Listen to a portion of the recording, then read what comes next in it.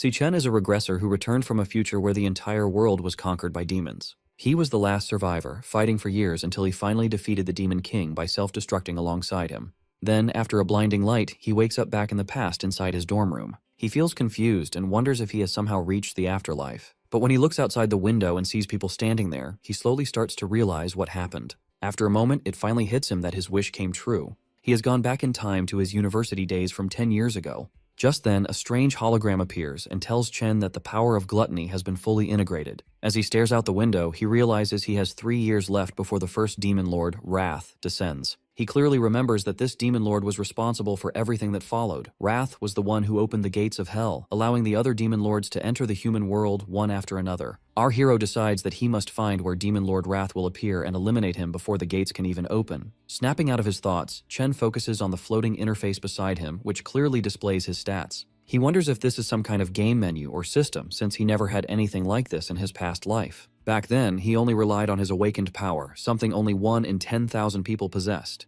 The National Awakener University was built to recruit these potential awakeners. Unfortunately, when Chen was here the first time, he completely failed to awaken and grew used to being bullied, which explains why he just woke up in the infirmary. Suddenly, the system opens another panel showing a lightning-type assassin card, which he instantly recognizes as the class he had in his previous life. He gets startled and wonders if he awakened earlier this time. He quickly decides to test it out, but before he can switch classes, his roommate and friend Ma Long shows up. Long is an E-rank flower chanter. The poor guy has bandages on his cheek and came to check if Chen is okay. Luckily, Long cannot see the floating panels, making Chen realize that only he can see them. His friend examines him closely, noticing that all of Chen's injuries have already disappeared.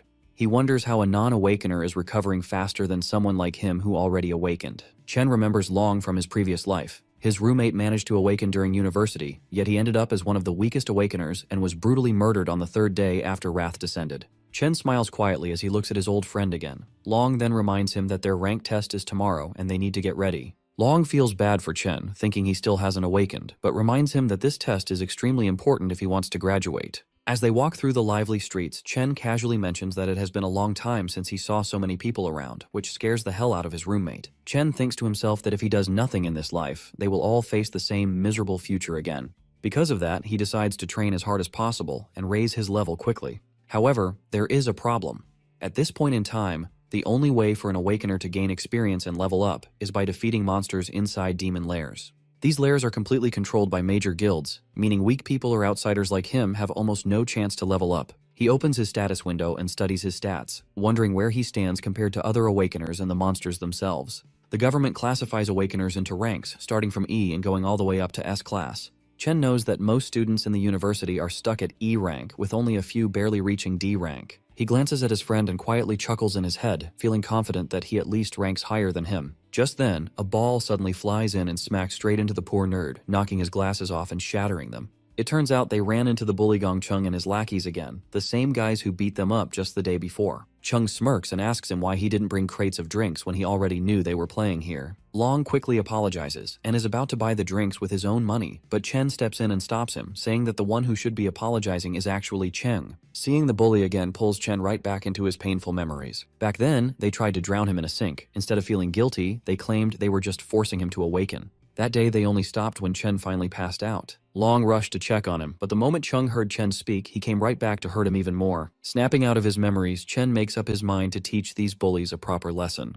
Hearing Chen speak up, Chung and his lackeys step forward, clearly ready to shut him up for good. Chen looks straight at Cheng, knowing the guy only picks on the weak because his older brother is the student council president. As the bully steps closer, a crowd of students gathers around. They already feel sorry for Chen, expecting him to get beaten up again. When Chung reaches him, he asks what Chen just said. Without backing down, Chen calmly repeats that they need to stop bothering him from now on. Furious, Chung loses his temper and throws a punch straight at him. But this time, Chen simply raises his fist and blocks the attack with ease, even pushing the bully back. Everyone watching is shocked. As far as they know, Chen has not even awakened, yet he just stopped a strong attack like it was nothing. Growing even more angry, Chung rushes in for another attack. Chen calmly prepares himself and switches his class to Electric Assassin. Long stands nearby, completely stunned. Meanwhile, Chung activates his indestructible demon armor and charges forward with a heavy strike. Before he can even get close, Chen dashes in and blasts him away with a lightning-charged punch. The crowd cannot believe their eyes. The so-called weakling just sent the school bully flying with a single punch. Even after taking such a hit, Chung refuses to back down. He shouts at his lackeys to step in and get revenge for him. However, his lackeys are already shaking in fear after seeing what Chen just did. Chung forces himself back to his feet and charges at Chen once again. But once more, he gets beaten down and slammed away without standing a chance. Watching their boss get crushed like this, the lackeys quickly realize they are outmatched and run away. Long, watching all of this unfold, is left speechless. His jaw drops as he struggles to accept that his roommate, who was easily beaten just yesterday, is suddenly this strong. Chen, on the other hand, realizes that just like in his past life, he can switch into his assassin state whenever he wants. Even at level 1, his stats are high enough to handle low-level awakeners. This means his current rank must be at least D class. However, there is still one thing he needs to confirm. Even after defeating someone, the system has not given him a level up. Curious about this, Chen steps forward to finish the bully off completely, causing everyone around to watch in panic. Right at the final moment, the vice president of the student council, Ling Yu, steps in and tells Chen to stop. She reminds him that even though Chung was at fault, this level of beating is already more than enough. She assures him that the bully will not dare to trouble him again. Because of this, Chen finally decides to let him go. As he backs off, Chen wonders why the student council is so eager to step in and save someone like Chung. Even though Chen was just putting on an act and didn't actually plan to kill him, he knows that bullies like Chung need to be punished properly. Otherwise, they will just keep targeting anyone weaker than them again and again. Chen then walks away with his roommate. Watching from a distance, the bullies' lackeys hide and whisper among themselves that they should never provoke Chen again. That night, Long tries to tell their other roommates how Chen awakened as a ridiculously strong lightning assassin, but none of them take his words seriously. Long keeps explaining how their once weak friend managed to beat Chung so badly, but Xiang Zuo, an E-ranked nucleus mage, treats it like a joke. Zuo asks why Chen is still running around training like this if he has really become such a big deal. He argues that a real awakener would not need to rely on basic physical training anymore. Hearing this, the gamer roommate Xiang Yu comments that it sounds like Long must have taken a serious hit to the head. Zuo continues, saying that the 4 of them are placed in this dorm because they are the weakest students at the bottom, and nothing they do will change that. He even claims that he is the strongest among the 4 of them, while Long and Yu are just support chanters. He flexes a little, telling himself there is no way Chen could have actually become a lightning assassin. Feeling more confident than ever, he hopes that he might even rank up during the final test before their graduation tomorrow. At an E-ranked demon lair, the student council president Gong Ting finishes his training session and walks out with Ling Yu. He notices his younger brother still standing there and asks what he is doing.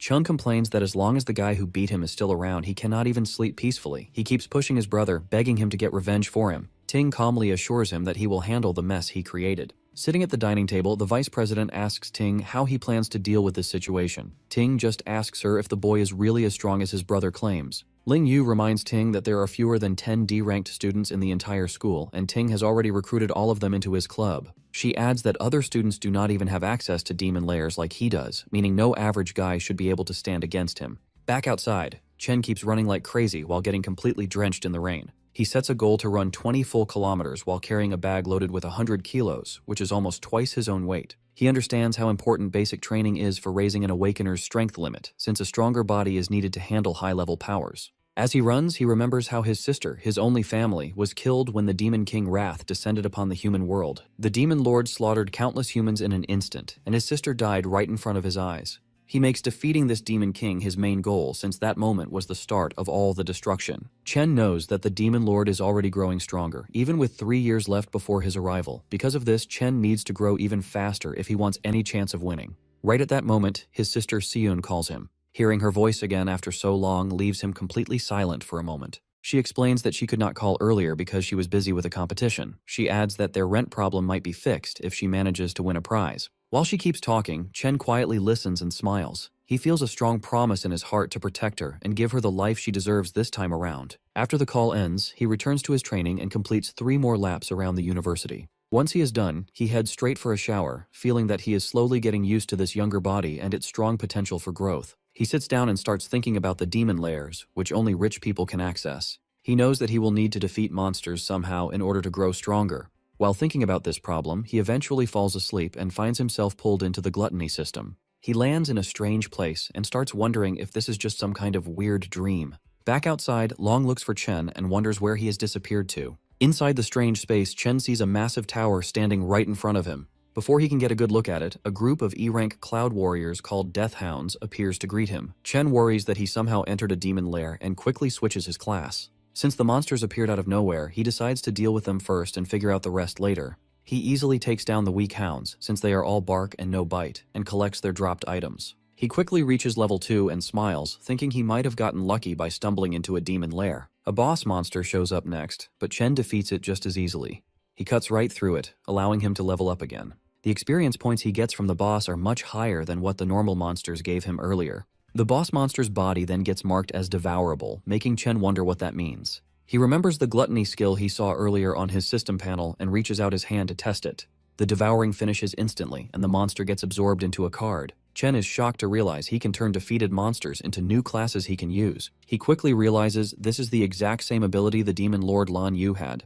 The thought of having a power just like a Demon Lord leaves him shaken. In this world, most people are born with only one class, while a rare few might have two. However, Chen can now hold as many classes as he wants. He wonders how he got this crazy power and what the dark tower in front of him really is.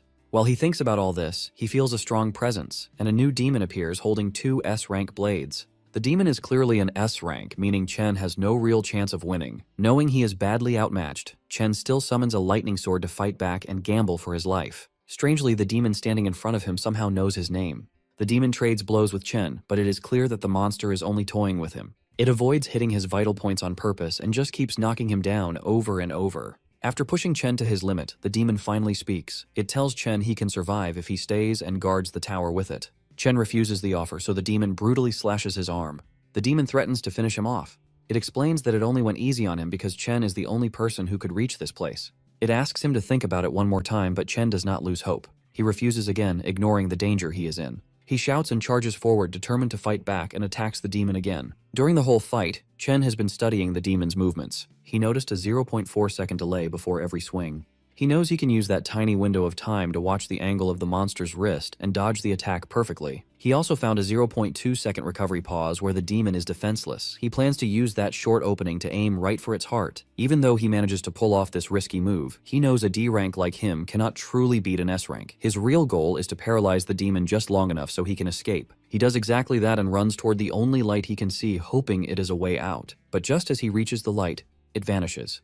The demon tells him it was just an illusion, and that there is no exit in this place. The demon explains that this palace is not actually a demon lair at all. However, it praises Chen for finding the flaws in its attacks so quickly. The demon reveals itself as the Purgatory Rakshasa. It tells Chen that he really is the one who can bring hope. As Chen takes a closer look at the demon's body, he gets a shock. He realizes he has seen this exact same look before on the Demon Lord Lan Yu. Our hero remembers the final battle before he went back in time. His opponent in that fight was no ordinary demon. During their fight, the creature first turned into a dragon. Then it kept changing into other scary high-level monsters. It used boiling magma, poisonous vines, and lightning that was even stronger than his own. But out of all those forms, the one that really caught his attention looked exactly like the demon standing in front of him right now. He realizes something shocking. Every single transformation must have been part of Demon King Lan Yu's power. Since that power is now inside him, the demon he sees right now is just the power of gluttony absorbed into his own body. His smart guess really impresses the demon. It calmly tells him that he is truly worthy of inheriting the power of this entire dimension. Chen frowns, confused about what it means by the entire dimension. A golden void key appears in the demon's hand. It is the only way to enter and leave the giant tower behind him.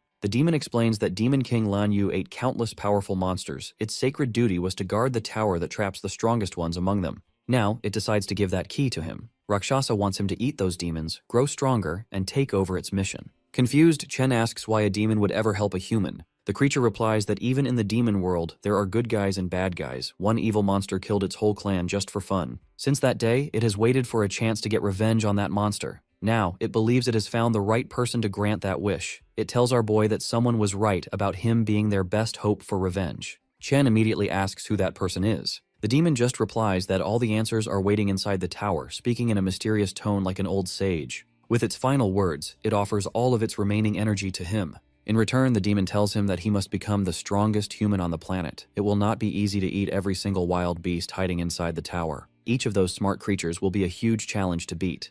The demon gives its final warning, saying that only someone with a strong hunger to grow stronger deserves Purgatory Rakshasa's power. That is the drive he needs to kill every demon king in existence. After saying that, the demon's body turns into a burning ball of energy for Chen to absorb. Chen immediately levels up 8 times and gets 2 of Rakshasa's swords. Without hesitation, he accepts the mission, promising to carry out the fallen warrior's final wish. Along with the stat boosts, he unlocks the ability to control gravity and absorb power from dead humans and demons. The next morning, he slowly opens his eyes, waking up inside his dorm like any normal day. He jumps up when a loud voice echoes through the room.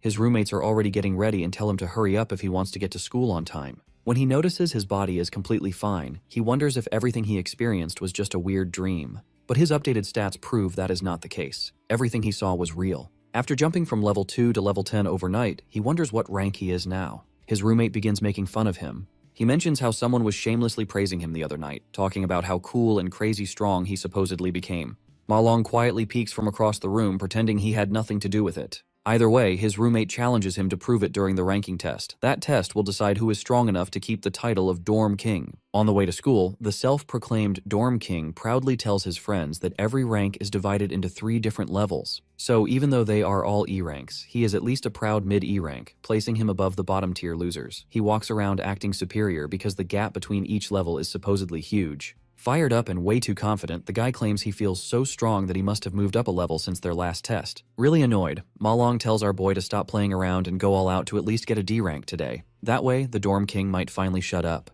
The boys arrive at school, where everyone is nervously gathered for the ranking ceremony. The bullies walk in like they own the campus, insulting anyone who dares to look at them. Even the Dorm King's confident smile completely disappears the second he sees them. But the bullies also lose their nerve. They immediately start bowing respectfully to Big Brother Chen without hesitation. His roommates slowly begin to realize that maybe everything Ma Long said was not complete nonsense after all. Our boy ignores the bullies and just minds his own business. Another student decides to step in front of him. It is Jian, a student council officer who acts like the school police, and he gives Chen a very polite warning. The student council president personally sent him to punish the guy who dared to hit his precious little brother. All of Chen's friends immediately scatter and hide. They are terrified of Jian, the enforcer who handles all the dirty work for the president. His roommates cannot figure out why this D-rank monster is targeting Chen like this. He steps right into Chen's personal space. The president's loyal follower brags that his great sense of smell lets him judge exactly how strong someone is, and right now, all he smells from him is a weak, pathetic loser.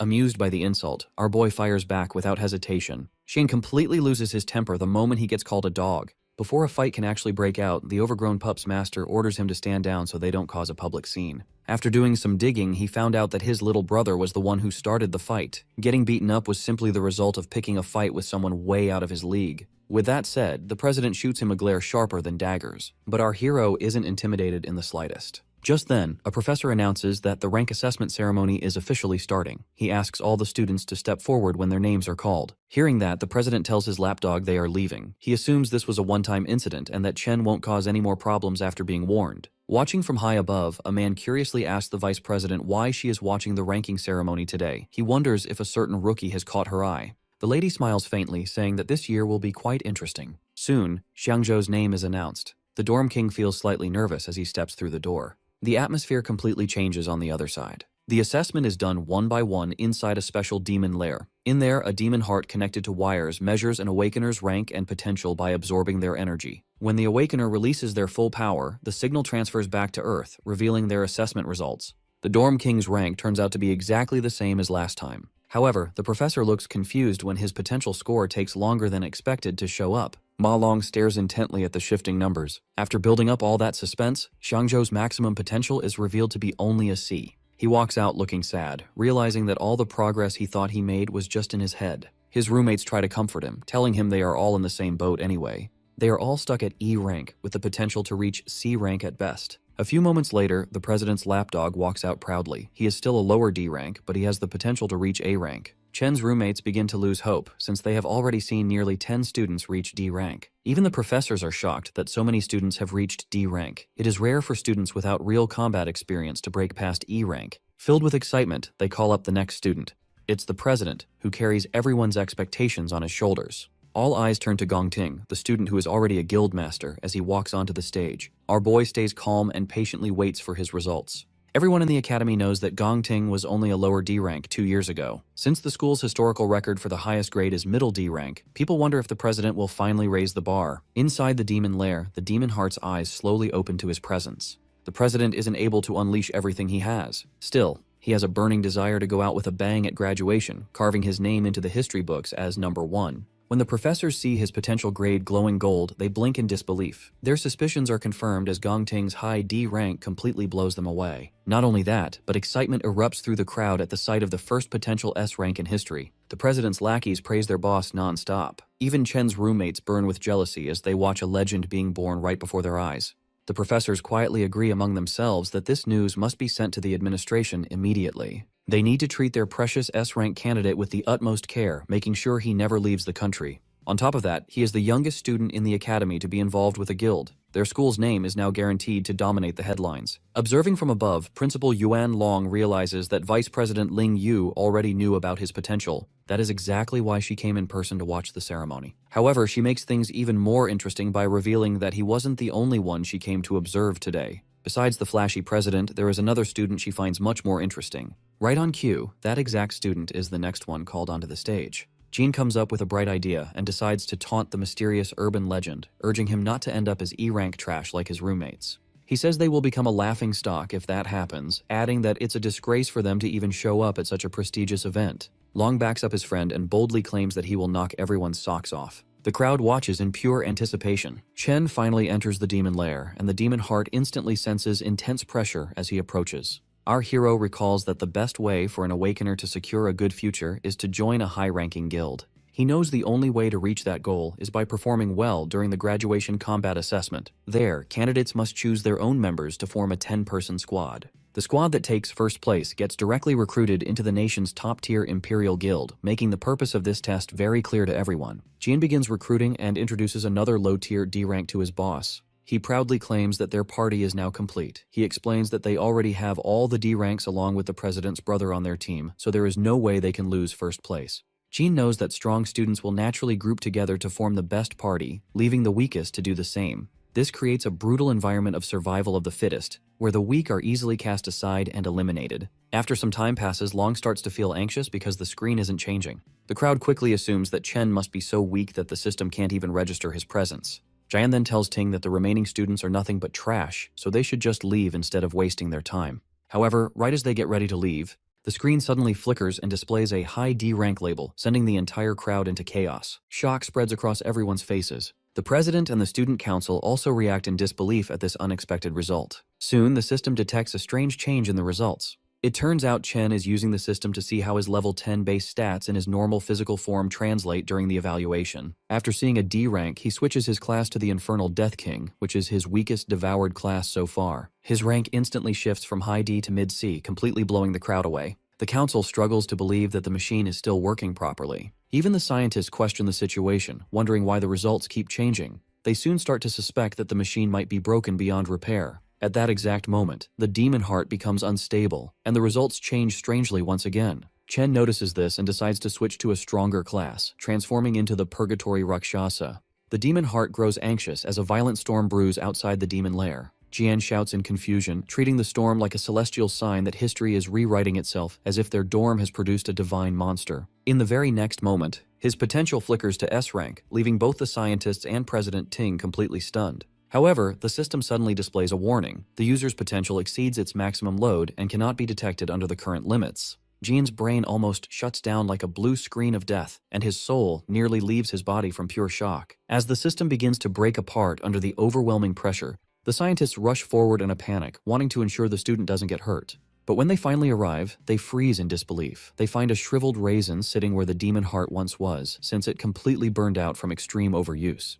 It turns out Chen might have scared it a little too much. Still, he ends up devouring it and gains the ability to see anyone's rank, along with receiving warnings about nearby dangers. He walks out of the demon lair and is pleasantly surprised when everyone's rank appears right in front of him. But he quickly notices that the president has hidden his true potential, turning out to be nothing more than a mediocre C rank at best. The scientists walk out awkwardly and inform everyone that the demon heart suffered a heart attack from extreme strain, so they must pause the testing for now. They label Chen's stats as a probable error and announce that a full report will be sent to the higher-ups for review. The remaining students are told to return the next day for their assessment, as a new testing device will be ready by then. On the way back, Chen's roommates hype him up and treat him like an absolute legend after what he just pulled off in front of everyone. Jean clearly can't handle his jealousy. He calls Chen a fraud and demands compensation for breaking the machine and wasting the council's time, acting like a sore loser. Just as Chen reaches his limit and prepares to destroy the guy on the spot, Ting steps in and immediately calls Jian out. The president warns him not to disrespect their teammate, which completely shocks Jian.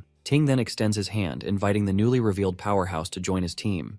He confidently promises that together they will undoubtedly achieve the highest score in history. Jean starts to panic in the background. He knows someone will have to get kicked off the team to make room for Chen, and this will definitely cause trouble with the brothers. He knows that joining Ting's team practically guarantees first place. Because of this, he wonders what makes Chen so special, especially when other people could not even bribe their way onto the team no matter how hard they tried. Jean swallows his pride and slowly welcomes Chen to the team, placing a hesitant hand on his shoulder. Chen immediately slaps his hand away and says he has zero interest in joining them. This response makes Jian sweat in fear, while Ting just watches the whole thing in silence. Jean snaps at Chen and says he has no clue what he is turning down, reminding him that their team is easily the best in the whole school. Chen turns his back and walks away. He says it has nothing to do with them and calls their group too noisy to deal with. He tells them not to bother him again. Jian boils with anger after being rejected so rudely.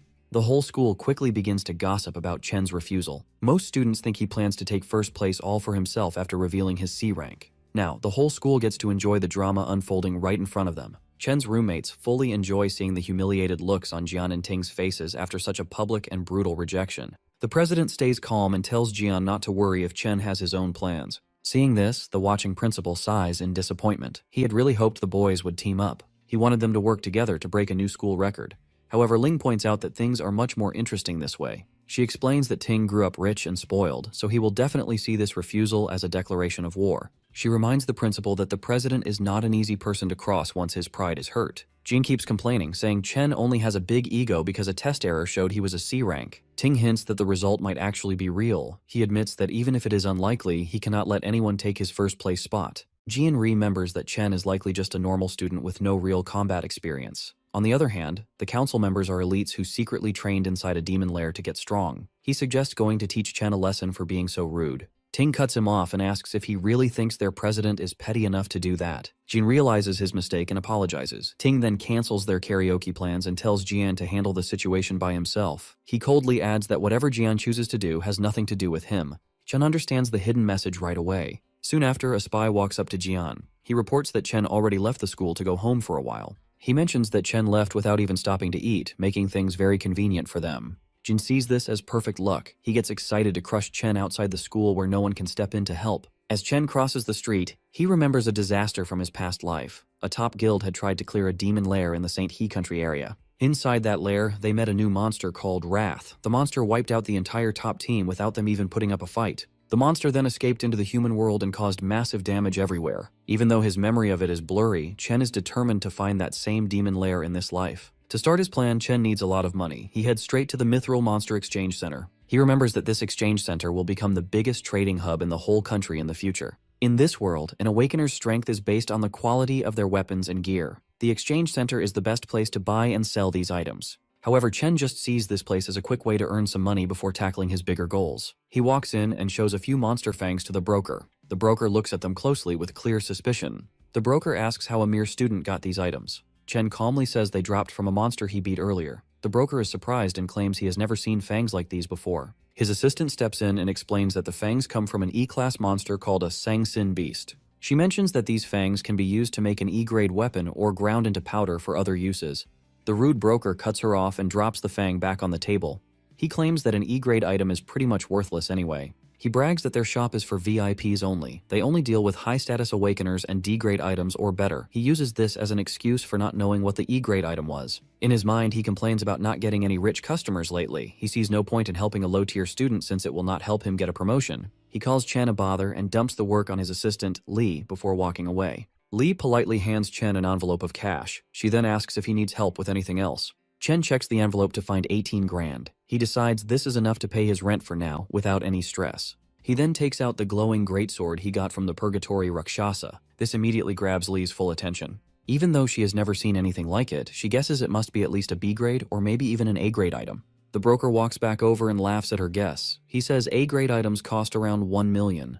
Having worked there for years, he claims he has never even seen an A-grade item in person. Just then, the shop owner walks in. He calmly says that the weapon is neither A-grade nor B-grade. The broker praises his boss's smart judgment. He smugly agrees that a mere student could never own something so valuable. However, the owner explains that the weapon comes from the Purgatory lands. He reveals that it is actually an S-grade item. Both the broker and the assistant freeze in total shock after hearing this. The owner immediately shakes Chen's hand and warmly welcomes him as an honored VIP guest. He invites Chen into the VIP room and tells him to ask for whatever he needs. Chen feels very satisfied. The owner, Qingji, finally showed up just as he planned. Once they settle into the VIP room, the guild boss asks Chen how much he wants to sell the weapon for. Chen immediately answers with 1 million, which surprises the green-haired boss. The boss tells him it could easily sell for tens of millions, since it is extremely valuable. However, Chen explains that he just wants to use the greatsword as collateral for a $1 million loan for a month. This leaves the man even more surprised. He realizes Chen is very smart and wonders who exactly he is. Chen continues, saying he will pay back the main amount in 30 days and the interest the month after. Before answering, the guild boss tells the girl to step outside so they can discuss business privately. Once she leaves, the man mentions that he knows Chen goes to the National Awakener University, where the seniors are about to graduate. He adds that he knows the graduation test is in 30 days and the prize money is exactly 1 million. The boss then asks Chen directly if he is completely sure he will get first place in that test. The guild boss figures out that Chen desperately needs money and wouldn't be doing this unless it was his last option. In the end, he offers to lend Chen 1.5 million right away with absolutely no interest. Reaching his hand out, he smiles and says this will be the start of a beautiful friendship. Chen is left speechless by the generous offer. The man reassures him that he won't let a single word leak out from this room. He simply asks that in return, Chen comes to his guild whenever he wants to trade anything else. Chen thinks to himself that this man figured everything out so easily, yet didn't try to scam him. He now understands why the guild boss becomes such a big shot in the future. Chen shakes his hand, realizing that he needs strong allies if he ever wants to defeat the Demon Lord. A few moments later, the contract is signed, and the money is sent to his account instantly. The guild boss then asks if he needs to borrow a weapon for the test, since he just gave his away. Even though the guild doesn't have any S-rank gear, they still have plenty of high-quality A-rank equipment for him to choose from. Chen tells him not to worry. He then simply summons the other greatsword he got earlier, leaving the guild members completely blown away. With that, Chen takes his leave. Right after, the guild boss promotes the pink-haired girl to supervisor for bringing in such a high-level client. Before fully leaving, Chen realizes he forgot to buy something and turns back toward the counter. A few hours later, Chen is waiting at a bus stop. He remembers how, in his past life, he struggled a lot to reach the top, and people treated him like trash. He worked endless shifts just to make ends meet, and he and his sister had to live like they were almost homeless to survive each month. His sister, Yuan, managed to get into her dream university back then, but she gave it up, claiming the campus was too far from her brother. But in reality, she was just afraid of putting a heavier financial burden on him. Back in the present, he wonders why she hasn't shown up yet and starts looking around. Just then, a voice calls out, calling him stupid for searching near the entrance instead of the exit. It's Yuan. Pulling along her huge suitcase, she tells him they are broke again because the rent drained all their money. However, Chen just stands there in complete shock, since it has been 7 years since he last saw her. She tells him to help her with her bags. Getting no response, she waves her hand in front of his face, trying to snap him out of it. At that moment, Chen suddenly rushes forward and hugs her tightly, catching her by surprise. After a few awkward moments, she pokes his sides to break free from his grip, scolding him for nearly suffocating her. She tells him he has been acting pretty weird lately and wonders if his crush finally rejected him, but he just brushes it off. The two start walking together while she continues to talk about her exams. Even so, Chen is more than happy to listen to everything, promising himself that he will never let anything bad happen to her in this life. Elsewhere in a dark alleyway, a few thugs are waiting around. After confirming that Chen will pass through the area, their leader Jian tells his men to stay low until their target shows up so they can ambush him together. With a crazy smile on his face, he tells himself that he will definitely punish Chen for what he did. One of the thugs asks if they will get in trouble if the situation escalates. The Cloud Assassin replies that he initially just wanted to teach the guy a lesson, but his recent encounter really made him mad. Recalling how Chen humiliated him, he tells his goons to leave some of the fun for him, swearing to teach our hero a lesson he won't forget. Jean brags about being the best Cloud Assassin around, drooling as he imagines the look of despair on his target's face. As Chen and his sister walk together, Yun points out that he has been acting strange lately and wonders if the exams are stressing him out. She quickly plays it off, teasing that a weakling like him shouldn't overthink things. She reminds him of his own advice, to keep going no matter what and leave the rest to fate. Trying to lift his spirits, she starts singing a motivational song as they enter an alley. Chen is pleasantly surprised that she noticed his change in mood so easily, though he realizes she still doesn't know about his awakened powers and newfound wealth. When he confidently replies that he is fine, she wonders if it's just his male pride talking. Yun shakes her head, thinking to herself that her brother is finally becoming a man. Trailing behind them, one of the thugs tells Jian that their target is with a girl. This makes Jian extremely excited, knowing the alley has no cameras and they won't get caught. However, Chen instantly senses their evil intentions and realizes it's the same scumbags from the student council. Taking out some wireless earbuds, he places them in his sister's ears. He tells her to listen to a song he recently started enjoying. This catches her off guard since he rarely listens to music, but she goes along with it to understand him better. Chen then turns around, staring daggers at the scumbags as they slowly advance. With the music playing in Yun's ears, the thugs rush forward and the fight begins. Chen immediately switches to his lightning class. He thinks about how it has been 7 years since he lost his sister, and he just got her back. Filled with anger, he wonders where these guys got the nerve to attack them, dashing forward like a bolt of lightning. He kicks the first thug so hard that he goes flying, causing the others to break a sweat. Chen charges his fist and punches 3 of them in a row, finishing off the 4th with a brutal knee strike. One brave goon tries to attack, but Chen simply grabs his hand. Without any effort, he breaks it like a piece of dry spaghetti.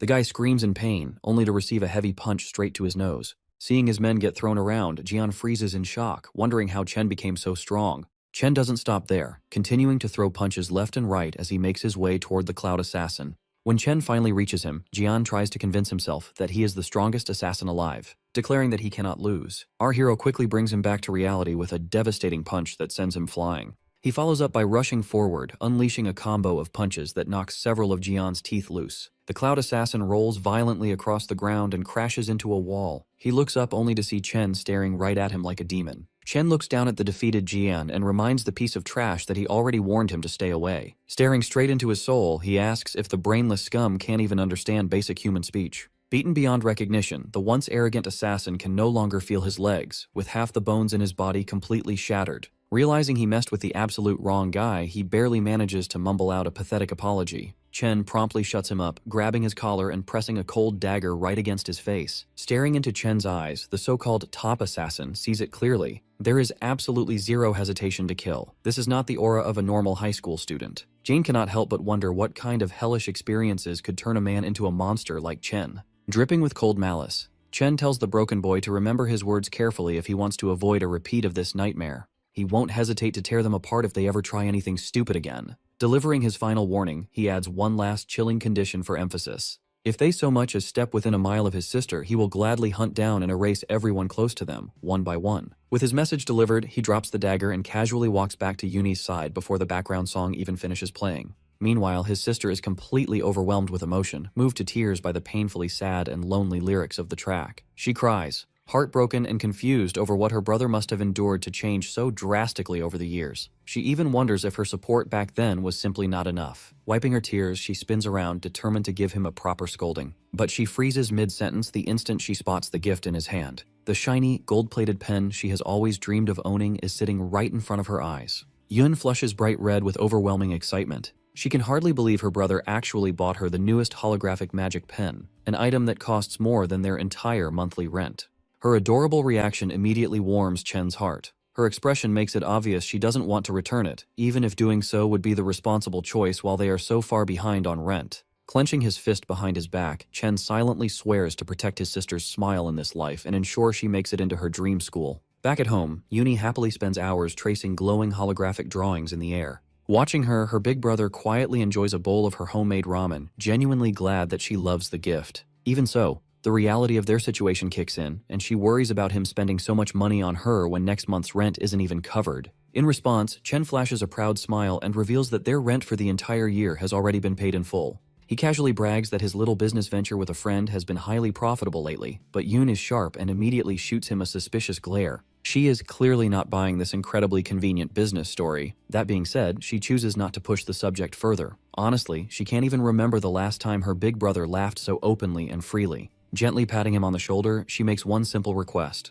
Whatever secret hustle he's working on, he just needs to make sure he doesn't burn himself out. Meanwhile, at a quiet aquarium, Student Council President Ting shares some shocking news with his cousin. The city's best doctors have declared that their top assassin is critically injured beyond recovery. Over half the bones in his body are shattered beyond repair. The fact that he fought Chen was already unexpected, but the horrifying state of his body post-battle is absolutely staggering. His cousin reacts with chilling indifference. Her only disappointment is that the number of elite graduate students joining his team has now dropped. But the president is just as ruthless, brushing it off by stating he'll actually perform better without some burdensome NPC weighing him down. Just then, their uncle, who also serves as the academy's director of employment, speaks up. Director Gong Xuan calmly delivers his official report regarding our hero's recent moves. His detailed investigation into the chaos at the ranking ceremony has finally concluded, and the results are undeniable. Chen genuinely ranks higher than the student council president himself. This massive revelation catches the former top student completely off guard. The director then offers a stern word of advice, revealing that Ting's father personally requested a vice chairman of the alliance to evaluate his upcoming combat exam performance. Because of this, Ting must ensure he shines brighter than anyone else, but just in case he fails to secure the spotlight, the director proposes a backup plan. The green-haired girl, his uncle's favorite niece, will join his team to guarantee they secure first place overall. However, the arrogant council president flatly rejects the offer without a second thought. He haughtily claims that he didn't even use a fraction of his true strength during the initial assessment. Supremely confident in his overwhelming superiority, President Ting assures them he will dominate the entire academy on his own. Back at the academy dorms, our boy Chen washes off after finishing a grueling daily 100-mile run with a heavily weighted backpack. He is completely locked in on one single goal, winning the $1 million prize in the upcoming graduation exam. This prize is his only real shot at fulfilling his deal with the Mithril Guild's Qingji and establishing a lucrative, mutually beneficial trade relationship. With only a few weeks left until the big exam, he lies down in bed, not to rest, but to continue his relentless grind even in his sleep. Transporting his consciousness into his demonic lair, he finds Demon King Lun Yu's enormous void tower looming before him. Without a hint of hesitation, he marches up the long, imposing staircase leading to its entrance. Previously, his first assessment using the Gravehound King class reached a respectable mid-C rank. On the other hand, the sheer, overwhelming strength of his Abyssal Fiend class completely overloaded the Academy's rating system. Even the Demon Heart itself was utterly incapable of properly classifying its true potential. Because of this, the only way to accurately evaluate his remaining classes becomes painfully obvious.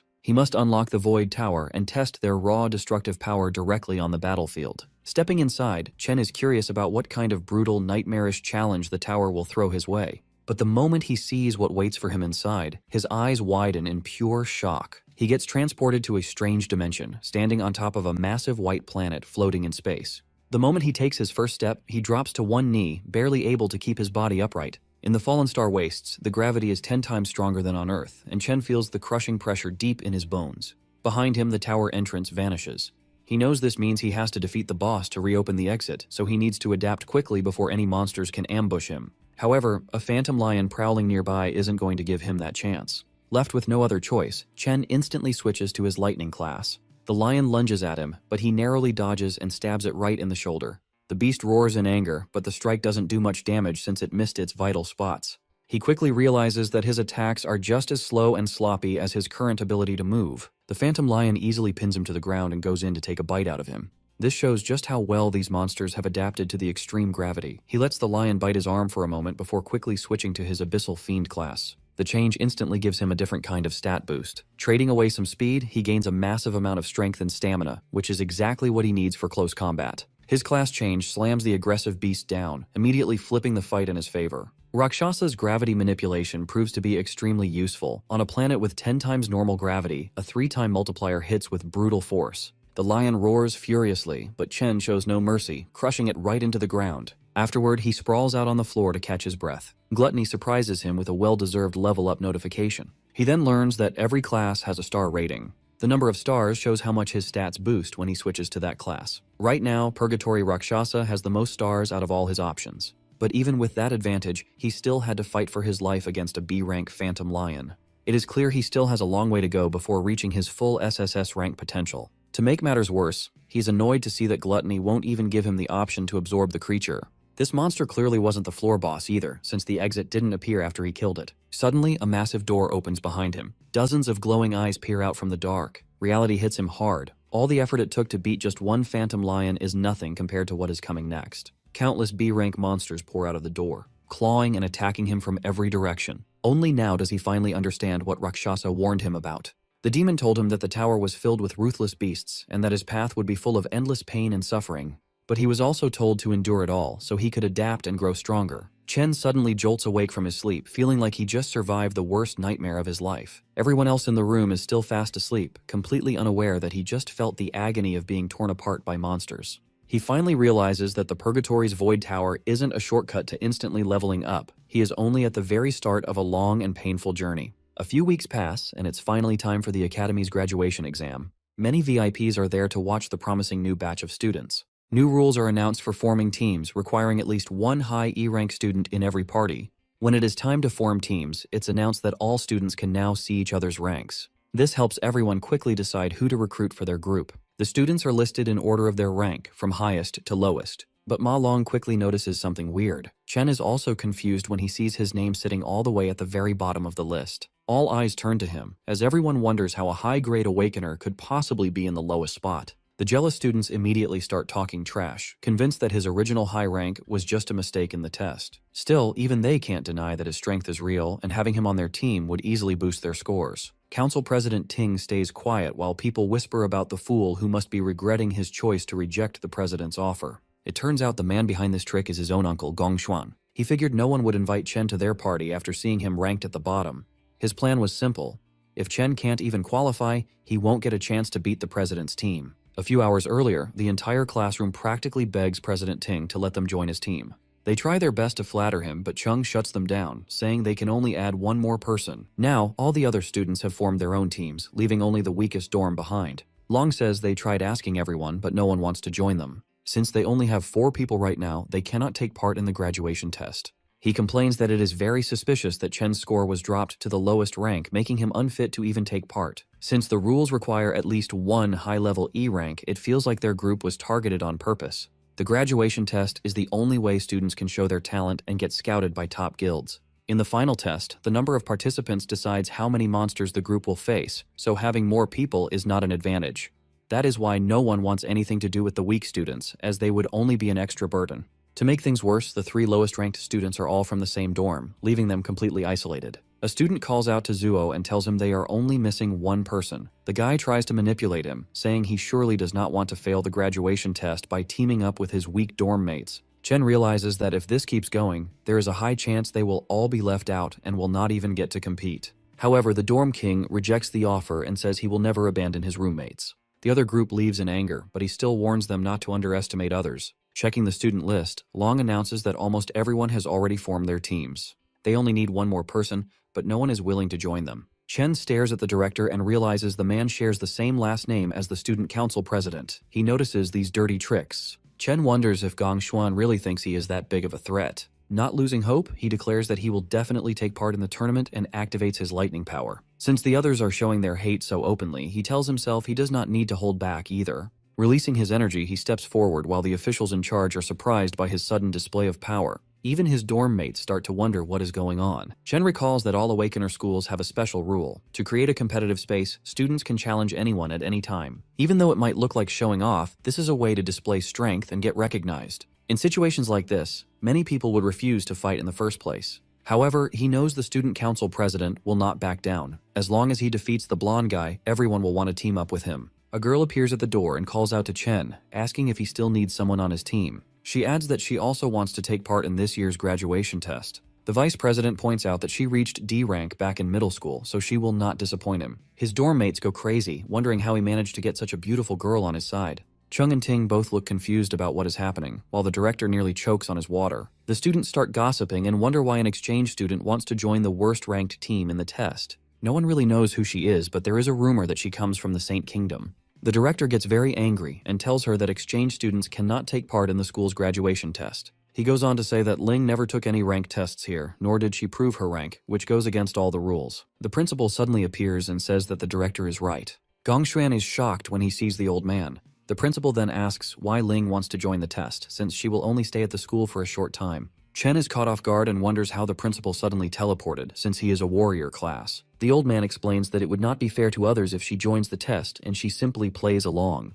Chen starts sweating when he realizes that he cannot even tell what rank these two are. The director finally gathers the courage to speak up and supports the principal, saying a school cannot function without rules. The principal then changes his tone and explains that the goal of the school is to provide a learning space for awakeners so they can achieve great things in life. Even though the graduation test is a tradition, it is also one of the most important moments in a student's life. He asks how the school will make up for the loss if a student cannot take part due to sudden rule changes. The director starts sweating heavily and wonders if he has finally been exposed. He begins to question if the principal is doing all of this just for Chen. Realizing it is not worth the trouble, the director decides to back down. He tells himself that since the strongest students have already formed a team, they should easily win the test anyway. The director bows to the principal and apologizes, admitting they overlooked how this system could stop some students from getting a chance to grow. He then announces that to ensure fairness, even lower-ranked teams and groups with less than 5 members can now participate. The 4 dorm mates finally form their team and celebrate that they can take part in the graduation test. Sitting in the back, the principal tells Ling that she seems a little too interested in Chen. On one side of the test, the student council president leads the team of the strongest players. On the other side, Chen leads the 3 weakest players. This makes the old man very curious about which cave they will choose and how many points they will score in the end. The official then announces that all captains can now choose which devil cave to enter. His tablet dings, catching him off guard because one captain has already made a choice. Everyone is shocked when they see which cave Chen selected. His dorm mates also panic and tell him to quickly change his mind, asking if he understands what he just did. However, Chen remains silent as he continues to stare at the screen. During the graduation test, teams of students enter a devil's cave and earn points by defeating monsters. Defeating monster lords and clearing the dungeon quickly gives separate points. The dungeon's difficulty level then determines how much the total score is multiplied. An F-rank dungeon gives up to 75 points, while an E-rank dungeon offers a maximum of 100 points. The team with the highest score gets scouted by the Imperial Guild, and the top player receives a reward of 1 million yuan. Inside the selection room, the students discuss that the highest score in history was 90 points, achieved by the current leader of the Imperial Guild. Even clearing an E-rank dungeon requires a team to have at least 3 solid D-rank fighters. This year, Ting's team might actually surpass that record. The display suddenly dings, informing everyone that someone has already selected a devil's cave. A student is shocked to see that Chen has chosen a D-rank dungeon. No one has ever cleared a D-rank dungeon before, and everyone wonders if he made a mistake. Long asks Chen if he hit his head, while the dorm king completely loses his mind at the screen.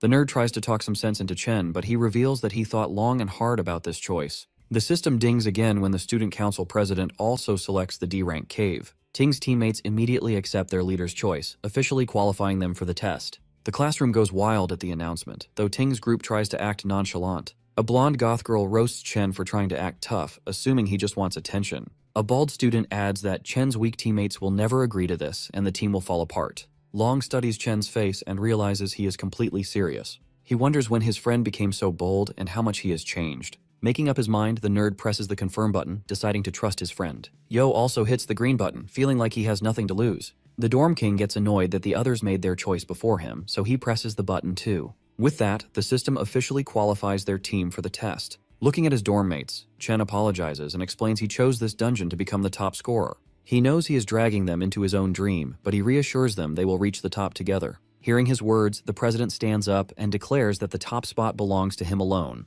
Chen turns around and faces him directly. Ting releases an intimidating aura, stating that there can only be one strongest student in the school. Standing in the back, Ling is surprised as this is the first time she has seen such strong emotions from Ting.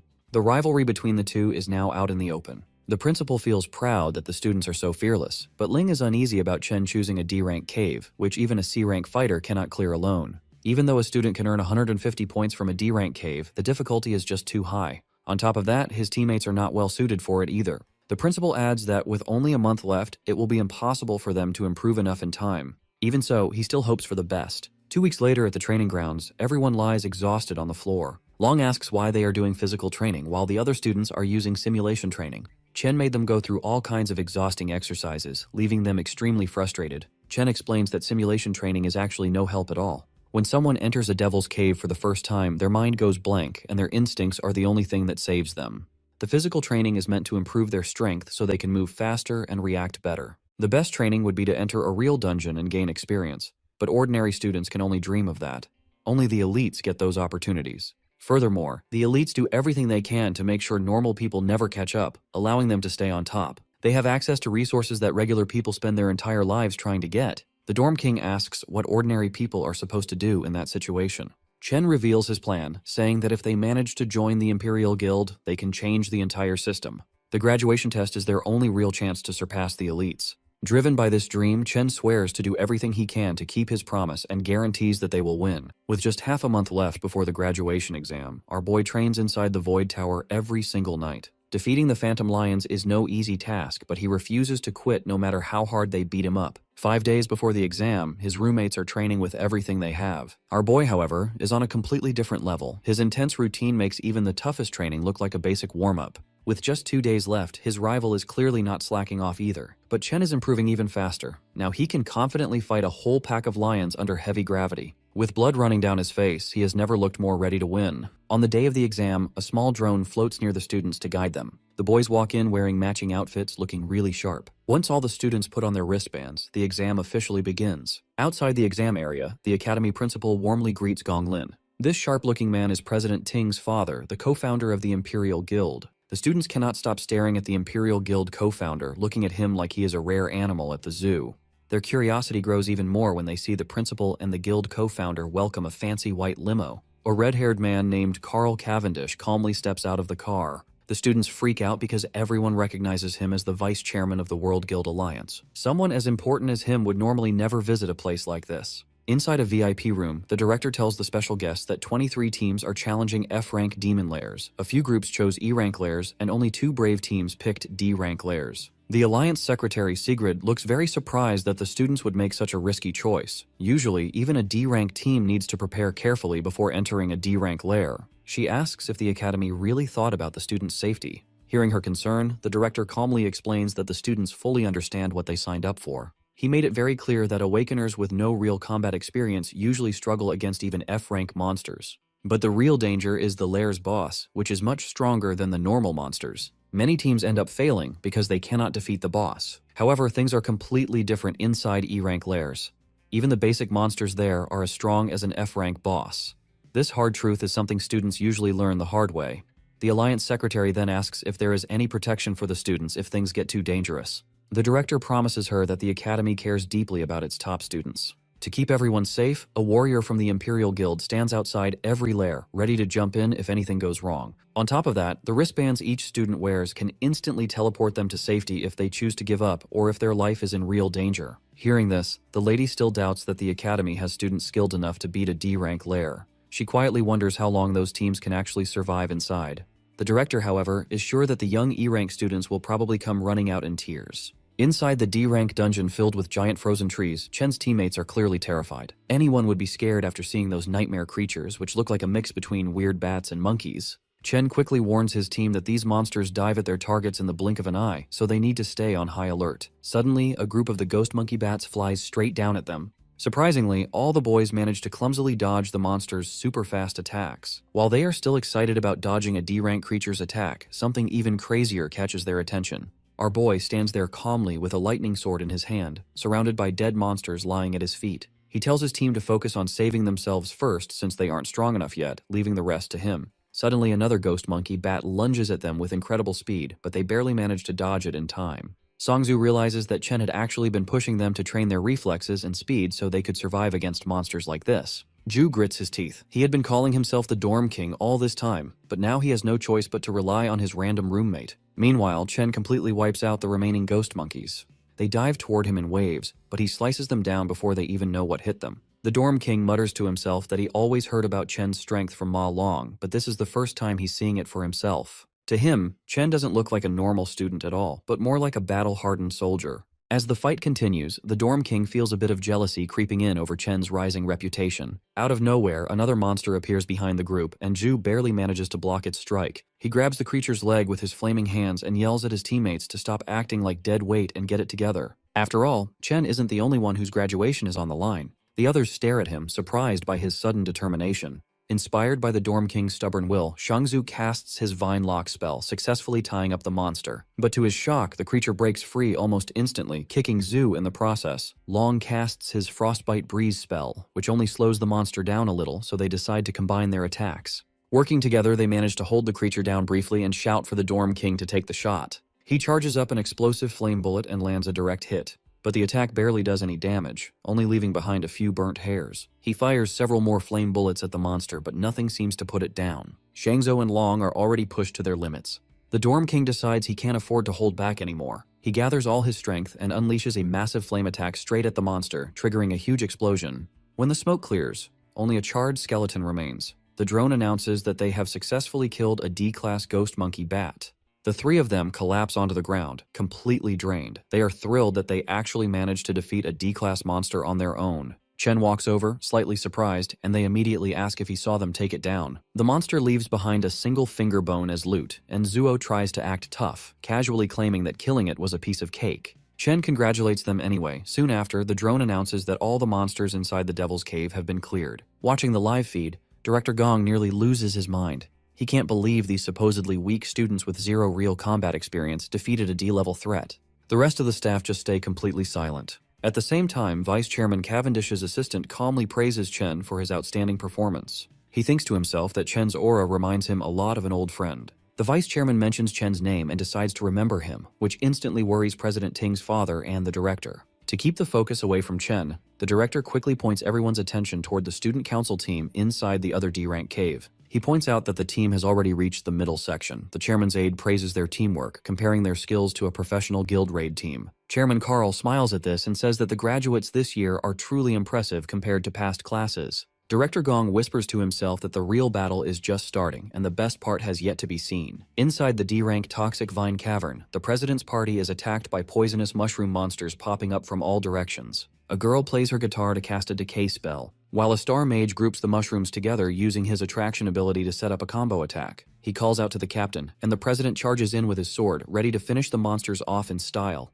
With a single fast strike, the president unleashes his blazing sky sword skill, blowing the mushroom monsters apart perfectly. His teammates notice that the monsters in this school test are exactly the same as the ones they fought during training. Because they know what to expect, the team handles the fight easily without feeling any pressure. They already guessed that the school officials set up the test ahead of time for them. Having the right support makes life much easier for them. Thinking this, they start celebrating early. They are totally confident that they will win first place this year without a real challenge. Down on the final level of the Cloud Forest, the boys are shocked they actually survived long enough to reach the boss monster. In the middle of a frozen wasteland, they spot a giant ghost ape calmly eating its meal. The dorm king starts sweating right away, just thinking about how strong the monster is. One hit from that beast would probably kill him instantly. Right then, the creature slowly locks its eyes on the weakest person in the group. Ma Long screams in fear, and that single loud noise is enough to make the beast attack. The giant ape jumps right at them in a scary leap. The boys run away as fast as they can to save their lives. Chen just charges forward without any hesitation. He jumps straight into the beast's giant face with a hard kick, then lands a series of fast punches that bounce its heavy body in the air.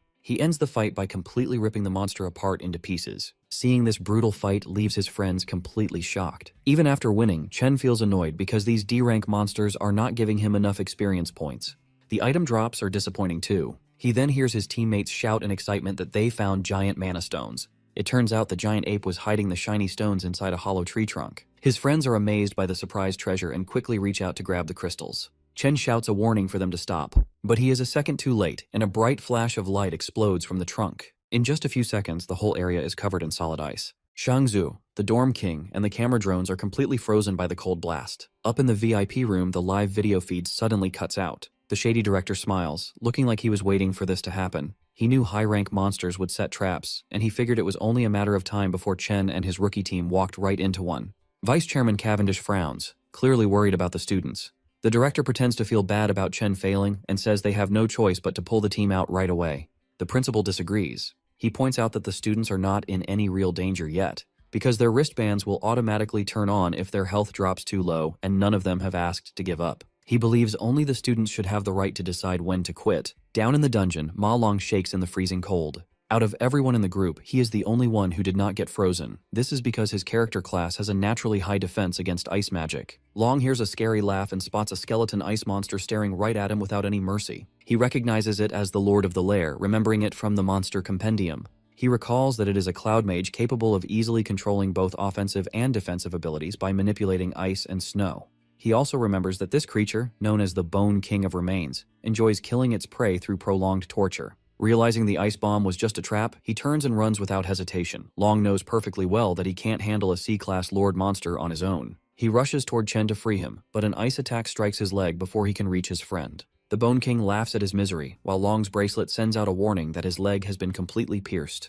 The device offers him the option to abandon the exam, but Long refuses to give up. He still tries to thaw Chen out before they lose their only advantage. Suddenly, another ice shard shoots through his arm, stopping him from freeing Chen despite his desperate efforts. The Bone King enjoys watching Long endure unbearable pain, and his bracelet issues another warning about severe damage. It detects that his arm has also been pierced and notes his dangerously high heart rate, offering him the option to quit the exam once again. Instead of giving up, Long thinks back on his past. Throughout his life, he always ran away from his problems the moment things got hard, a habit that left him behind every single time. He remembers how people ignored, bullied, and laughed at him.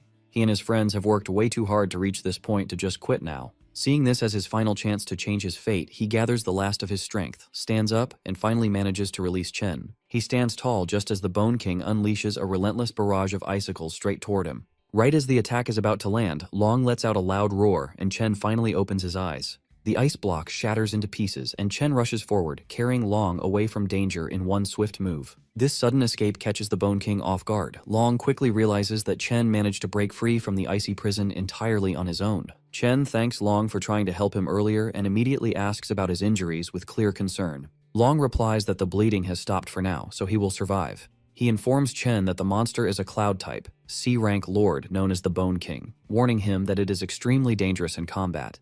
He adds that they must avoid getting frozen again at all costs if they want to survive. They turn back and see the Bone King charging up a massive cluster of ice shards. Long is stunned, realizing the monster is about to drop a giant ice nuke on them. In the next instant, the bomb crashes down, covering everything in blinding white. The monster begins to laugh, but suddenly stops when it notices that both boys are still alive after the devastating attack. Chen switches his class to the Doomflame King and activates his Cloud Warrior Frost Body, granting him complete immunity to cold damage. This transformation also boosts all his resistance stats in cold environments, turning the battlefield to his advantage. The Bone King lets out a horrified shriek. Even Long is confused as he watches his friend, who was supposed to be a Volt Assassin, turn into a Cloud-type warrior instead. He wonders if Chen might be one of those rare prodigies who can awaken two different classes at once. Chen simply apologizes for misjudging the situation earlier, admitting that he dragged his friends into a dangerous fight because of his mistake. He then switches classes again, this time into an Abyssal Fiend. Pulling out his Purgatory Warrior sword, he faces the Bone King, fully intending to end the fight right there. His best friend's jaw drops wide open at the sight. Normally, Awakeners are born with just one class they can specialize in, but there is an incredibly rare chance for someone to possess two classes at the same time. These dual-class users are so rare you could count them on one hand. This makes them treasures that every major guild desperately wants to recruit. However, that alone isn't what shocks his friend. Looking closely, he realizes that Chen isn't using just one or two, but three completely different classes. On top of that, each of these classes is in a league of its own. In his Abyssal Fiend form, Chen's stats shoot up at an insane rate. His overwhelming physical strength launches him off the ground like a rocket. He charges forward with explosive momentum toward the boss. The monster's smug grin instantly vanishes when it feels Chen's deadly aura. In a single clean motion, he slices through the bony monster like a knife through butter. This instantly levels him up to 17 and earns him a rare loot drop. Staring at the shattered skeleton on the ground, his friend is still in absolute shock that Chen just one-shot a C-rank boss. Chen casually reminds him that the rest of their team is still frozen solid in ice. Ma Long suddenly panics, realizing he completely forgot about his other teammates during the entire boss fight. He sprints off to thaw them out before they freeze to death. Once he leaves, Chen notices he has the option to devour the defeated Frostlich King. With no one around to watch, he quickly absorbs the fallen boss and unlocks the Cloud Mage class. Because the boss's ice attack blinded all the cameras and drones in the area, no one outside will find out about his hidden ability either. Then out of nowhere, he gets another surprise notification. His Lightning Assassin class has leveled up as well, allowing him to add a star to boost one of his stats. Meanwhile, over at the D-rank zone, Gloomvine Grotto, the council president's team is getting absolutely overwhelmed. No matter how fiercely they attack, the D-rank boss proves far too tough for these amateur awakeners. The mage trying to hold the monster down with chains is already on the verge of collapsing. On top of that, the lightning archer's arrows feel more like a light massage than actual damage to the boss. The beast easily tosses them around like cheap action figures. The humiliation makes them question if all their combat training and simulations were completely pointless. They have never faced anything even close to this level of power.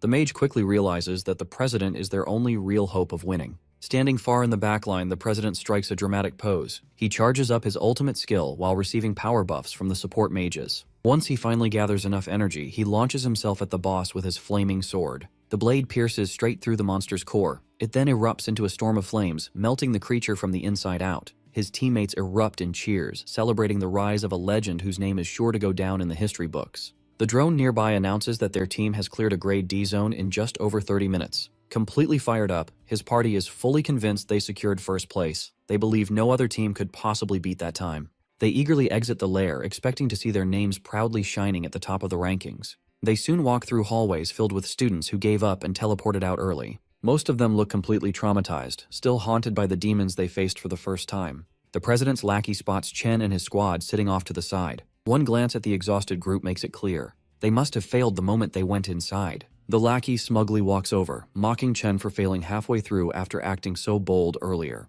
The loyal follower keeps talking, but his boss silences him because the Alliance vice chairman is approaching. The elegant man claps slowly and congratulates the students on their great performance. As he gets closer, the president keeps a calm face, while his followers nearly shake with excitement at standing in front of one of the world's most powerful men. President Ting confidently reaches out for a handshake. However, Mr. Cavendish completely ignores it, walking straight past him without even looking. Embarrassed in public, the president feels his pride shatter. To make matters worse, the vice chairman loudly calls his rival a true legend. He grips Chen's shoulder and announces to everyone that Chen cleared a D-rank dungeon in just 20 minutes. Not even professional teams from his own guild have ever broken a record like that. Both the council president and his lackeys are left completely speechless. They cannot figure out how 4 nobodies beat their 10-man squad's time and actually cleared a D-rank lair. Chen does not even blink. Getting praise from the most powerful man in the country means nothing to him. Still, he wonders why such an important figure personally came to this academy. Carl Cavendish calmly states that he will remember Chen's name very well. Then he turns to Gong Lin, the man who invited him here. The vice chairman casually mentions that his son is talented too, offering a weak compliment at best. That leaves a bitter taste in the mouths of both the father and son. With that said, the vice chairman announces that it is time for him to leave. The academy director quickly steps in to smooth things over. He announces the final results, saying that both top teams have tied in score. Because of this, they will all get an official invitation to join the Imperial Guild. That news sounds like music to Chen's roommates because they are basically set for life thanks to him carrying the team. President Ting's lackeys celebrate too, but Ting himself is far from happy with this result. The director then adds that the captains will get management roles in the guild for their leadership and the $1 million cash prize will be split evenly between them. Hearing that, both team leaders are visibly surprised. Chen quietly worries that $500,000 will not be enough to pay off his debt. He needs to find another way to earn the rest of the money and keep his promise to the Mithril Exchange Guild. But that worry might not matter because President Ting openly refuses to accept a tie. He boldly declares that a one-on-one duel will decide the true winner, as there can only be one champion. This sudden challenge is so shocking that it catches the attention of the director and even the vice chairman. Alarmed by his nephew's reckless move, the director urgently tries to talk him into accepting the tie. The older man explains that a tie is the best possible result, especially after his earlier embarrassment. The director assumes Chen will reject the pointless duel, but Chen immediately accepts the challenge on one condition: the winner takes the entire $1 million prize. This unexpected twist is interesting enough to make the vice chairman pause and cancel his departure. With that settled, Chen steps forward to face him directly, ready to settle the score once and for all. Sometime later, Qingzhi tells Si Chen he expected him to take first place, but getting a perfect score was beyond his expectations. Seeing Si Chen all over the news, Qingzhi feels his financial support was a wise choice. He offers to cancel Si Chen's $1.5 million debt, calling it an angel investment in his future. Unwilling to accept handouts, Si Chen firmly states that a debt is a debt and must be repaid in full. Si Chen announces he came to discuss 2 things, which immediately catches Qingzhi's interest. First, Si Chen requests a 1-week extension on his repayment deadline. Because the graduation test ended in a tie, his prize money fell short by $500,000. He reveals his plan to get the rest of the funds, a one-on-one tiebreaker against the other champion, Gong Ting. The duel will happen next week inside a wild devil's cave outside the school. Qingzhi is shocked by this reckless idea, questioning why 2 students would enter a wild dungeon. He warns Si Chen that it is too dangerous without professional training. Unfazed, Si Chen tells him not to worry and promises to win the remaining $500,000. To make up for the extension, Si Chen promises to hand over all the monster materials he gathers from the cave as interest. Seeing Si Chen's lack of fear and clear focus on his debt, Qingzhi sweats in disbelief. He admits to himself that the young man is truly special. Si Chen casually adds that there is a second, more important reason for his visit. With a serious face, Si Chen bluntly states his final piece of news. Whatever he reveals leaves Qingzhi completely shocked, his mouth dropping open in disbelief. Speechless, Qingzhi stands up and stares at Si Chen in stunned silence. Later that afternoon at Qingshui Middle School, Si Chen's younger sister, Si Yun, celebrates the end of her final exams while her classmates complain about the difficult test. Checking her phone, she happily notes the start of her summer vacation. She suddenly remembers that today is also a big day for her brother, his graduation assessment. She looks at her phone's lock screen, which shows a cheerful selfie of her and Si Chen. 4 years ago, an excited Si Chen burst into the room with his admission letter from the National Awakener University, thrilled that he had elemental potential. A younger Si Yun excitedly asked if he was going to become an awakener like their parents. Full of hope, Si Chen promised to join a top guild, make money, and give her a better life. He also believed that gaining power would let him find the truth behind their parents' disappearance. Si Yun cheered him on, confident her brother would become a strong awakener. In a more recent memory, a sad Si Chen sat at his desk. He worried that he was already a senior and still hadn't awakened his powers, while Si Yun watched him. Noticing her worry, he quickly tried to hide his sadness. Forcing a smile, he told her everything was fine and he just needed to work harder. Si-yoon reflects on her brother's journey. Despite working harder than anyone, he was the only student who failed to awaken. She realizes how lonely he must have felt watching his peers succeed, all while hiding his pain to protect her. Her classmate, Ju-tong, runs up and greets her. Ju-tong asks if Si-yoon has heard the latest news. She reveals that the National Awakener University produced 2 genius graduates this year. Ju-tong explains that both graduates led their teams to perfect scores and were praised by the vice chairman of the Guild Alliance, making their county famous. Ju-tong remembers that Si-yoon's brother goes to that university and asks about him. Si-yoon hesitates, feeling sad about the question. Before she can answer, a pink-haired student interrupts them with a flirty greeting. The boy, school idol Jin Duoxin, smugly tells Si-yoon he booked a private room and asks if she is free to join him tonight. Ju-tong is shocked, asking since when Si-yoon knew the school idol. Si-yoon just looks very annoyed. Without saying a word to him, Si-yoon turns and runs down the hallway as fast as she can. A confused Ju-tong wonders why her friend is running away, while Jin Duoxin watches her leave. Sprinting home, Si-yoon imagines her brother crying in failure while his peers celebrate. Desperate to comfort him, she decides to prepare a big feast to cheer him up. Later that night at their apartment, Si-yoon prepares a huge, delicious spread of food with a hot pot and many side dishes. Si-chen is amazed by the feast, asking his sister how she made so much food so quickly. As Si-chen happily eats, Si-yoon watches him quietly, full of concern. On the TV, the news broadcasts a report on the graduation test at the National Awakener University. Si-chen continues to enjoy his meal while the news details the visit of Vice Chairman Carl. Seeing him act so cheerful, Si-yoon assumes he is just faking it to hide his failure. The news reports a rare dual champion event where 2 students got perfect scores. The broadcast reveals that Vice Chairman Carl praised one of the team leaders who earned the perfect score, announcing the name Si-chen. Hearing the name, Si-yoon looks at the TV in shock. She cannot believe the news that her brother, whom she thought failed, is actually the genius with a perfect score. In a dark room, a bloody whip lies on the floor, and a voice coldly states that the stage has been set. The speaker is Gong Lin, standing over his beaten son, Gong Ting. Holding the whip, Gong Lin yells at him, saying he had invited a special audience for his son's victory. He scolds his son for ruining the performance he had planned. Covered in bloody marks, Gong Ting breathes heavily as his father angrily reminds him that he embarrassingly tied with a nobody. He declares that Gong Ting will no longer make his own decisions. He reveals that he has already taken control and rigged the upcoming tiebreaker.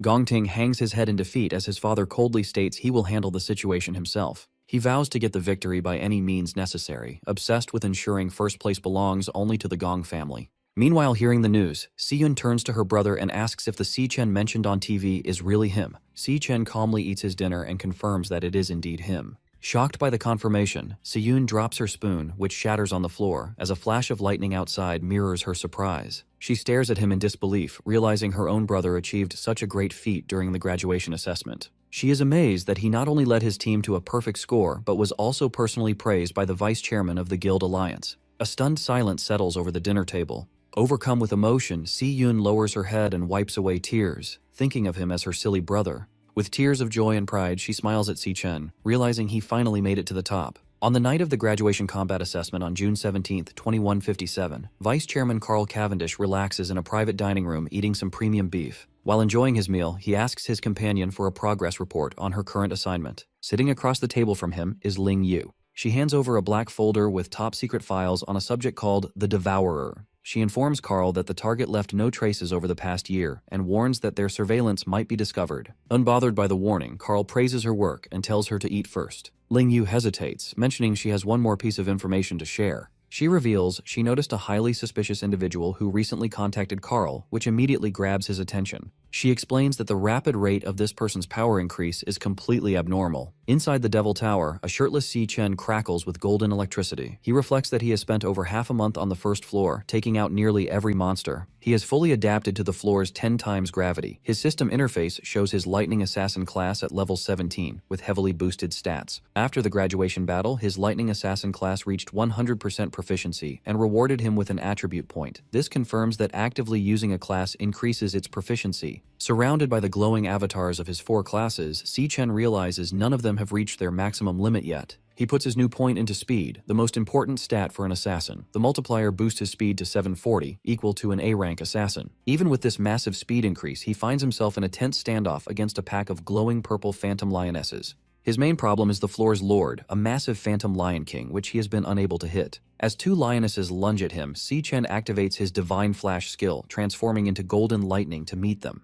He notices the Lion King's strange abilities. Whenever he finds an opening to strike, the creature instantly vanishes before the attack lands. He analyzes the pack's combat patterns. They adjust their positions rapidly, but 2 lionesses always fight in close combat while 2 stay on standby. The Lion King also constantly maintains a safe distance from him. Seichen narrows his eyes in frustration, realizing the Lord refuses to fight directly. Staring down the massive beast, Seichen wonders what kind of combat class this evasive Lion King possesses. As a phantom lioness charges, Seichen counters and thrusts a powerful bolt of lightning directly into its mouth. Just as he is about to land a fatal blow, the creature vanishes in a flash of pink light, leaving him frustrated. He figures out this teleportation ability isn't limited to the Lord. The lionesses also vanish when he tries to finish them off. A spatial portal opens, allowing the targeted lioness to safely reappear next to the Lion King. The pack's strategy becomes clear. The moment he pauses, another lioness lunges forward to bait his attacks. Determined to break their coordination, Seichen channels Golden Lightning and unleashes a rapid flurry of slashes. However, the beasts keep vanishing before his blades connect. The pack strictly maintains its formation, teleporting back to the Lion King whenever they are in danger. The lionesses force Seichen to constantly block their glowing claws. Every strike from Seichen meets the same result as the lionesses vanish to evade damage. They flawlessly rotate attackers through the portals, keeping a fresh beast on the assault. Seichen continues to strike the lunging beasts, but the cycle persists as they vanish at the exact moment of impact. The lionesses continue their endless loop of attacks, forcing Seichen into an exhausting battle. Sweating from the relentless pace, Seichen glares at the Lion King, realizing the Lord is purposely dragging out the fight to toy with him. Leaping into the air to evade a beast, he wonders why he is stubbornly trying to beat teleporting enemies using only speed. Deciding on a new tactic, Seichen opens his system interface and initiates a class switch, enveloping himself in freezing blue energy. As ice forms over his body like armor, he reasons that if the Lion King avoids direct combat, he doesn't need to use a close combat class. The transformation turns his hair white and his eyes glowing blue. He resolves to use the mage class to shut down the beast's evasive tactics. The system confirms his class switch to the level 17 Cloud Mage, Frostbone Skeleton King. Standing tall with an icy crown, Seichen prepares to use his area of effect spells to control the battlefield. Now in his level 17 Cloud Mage class, Frostbone Skeleton King, Seichen floats high above the battlefield and unleashes a wide-scale spell called Frost Spike. A heavy barrage of ice spikes rains down, causing massive explosions that force the phantom lionesses to scatter and retreat. Observing the chaos from above, Seichen notes that while mages might be weak in close combat, their long-range attacks allow them to completely dominate the battlefield. He targets the Lion King with a concentrated shower of falling ice spikes. Just as the attack is about to hit, the beast uses its spatial ability to vanish. The Lion King emerges from a portal a safe distance away, easily dodging the strike. As the Lion King regroups with the other lionesses, a massive, swirling vortex of icy energy suddenly surrounds them, trapping the entire pack. Seichen notes that by forcing the beast into his kill zone, he has stopped their hit-and-run tactics. Sensing danger from above, the panicked Lion King looks up to see Seichen creating a giant sphere of freezing energy called a Frost Blast Bomb. Seichen coldly states that there is nowhere left for them to hide, leaving the shocked Lion King to let out a desperate roar. Seichen throws the massive ice bomb downward, detonating upon hitting the ground. The impact covers the entire area in a blinding flash of white light and freezing energy. When the light clears, the devastating power of the spell is shown, leaving the Lion King and its pack frozen solid within jagged pillars of ice. With his targets completely trapped, Seichen does a rapid class switch, summoning a glowing pink sword into his hand. His eyes glow blue as he confidently declares that the battle on the Dreadspire's first floor is finally over. Using his Stellar Warrior class, Seichen leaps toward the frozen targets and unleashes a heavy downward strike called Triple Cataclysm. The energy blade easily slices through the trapped lionesses, shattering their icy prisons and cutting them down in one sweep. The defeated beasts dissolve into dark mist, leaving Seichen standing victorious beside the fallen Lion King. The system confirms his victory. His alias, Ash C, levels up to 24, and he is rewarded with several Phantomane bones and a rare heart. A new prompt appears over the defeated Lion King, showing the boss monster is ready to be devoured. Seichen stands over the dead beast, gathering a bright light in his hand as he starts the absorption process. His eyes glow red as he focuses his energy on the body, wanting to find out what evasive class the monster used against him. Activating his absorber ability, Seichen pulls a swirling vortex of dark red energy from the fallen beast into his fist. The energy forms a new system card in his palm, revealing the Lion King's Stellar Tamer class. The card explains its annoying abilities, forcing contracts with other beasts and instantly teleporting them across the battlefield. Examining the Stellar Tamer card, Seichen reflects that he has never seen a class like this before. This discovery helps him understand why the boss avoided direct combat. He figures out that the Lion King's base stats were simply too weak, forcing it to hide behind its teleporting minions. Reading the card's skills, Seichen admits that the Stellar Warp teleportation ability is incredibly powerful.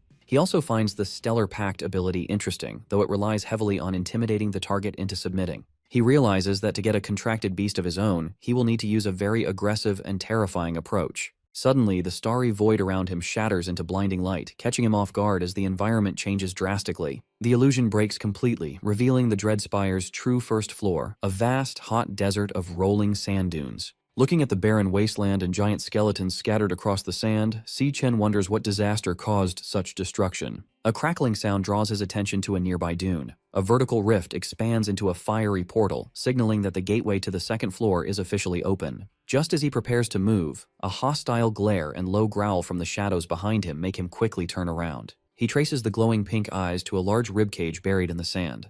Hiding inside is a fluffy lion cub, fiercely growling despite being bound by magical chains. Si-Chen is genuinely surprised to find that one little lion managed to survive the battle. Assuming it is the final remaining enemy, he forms a lightning dagger in his hand and prepares to finish the job.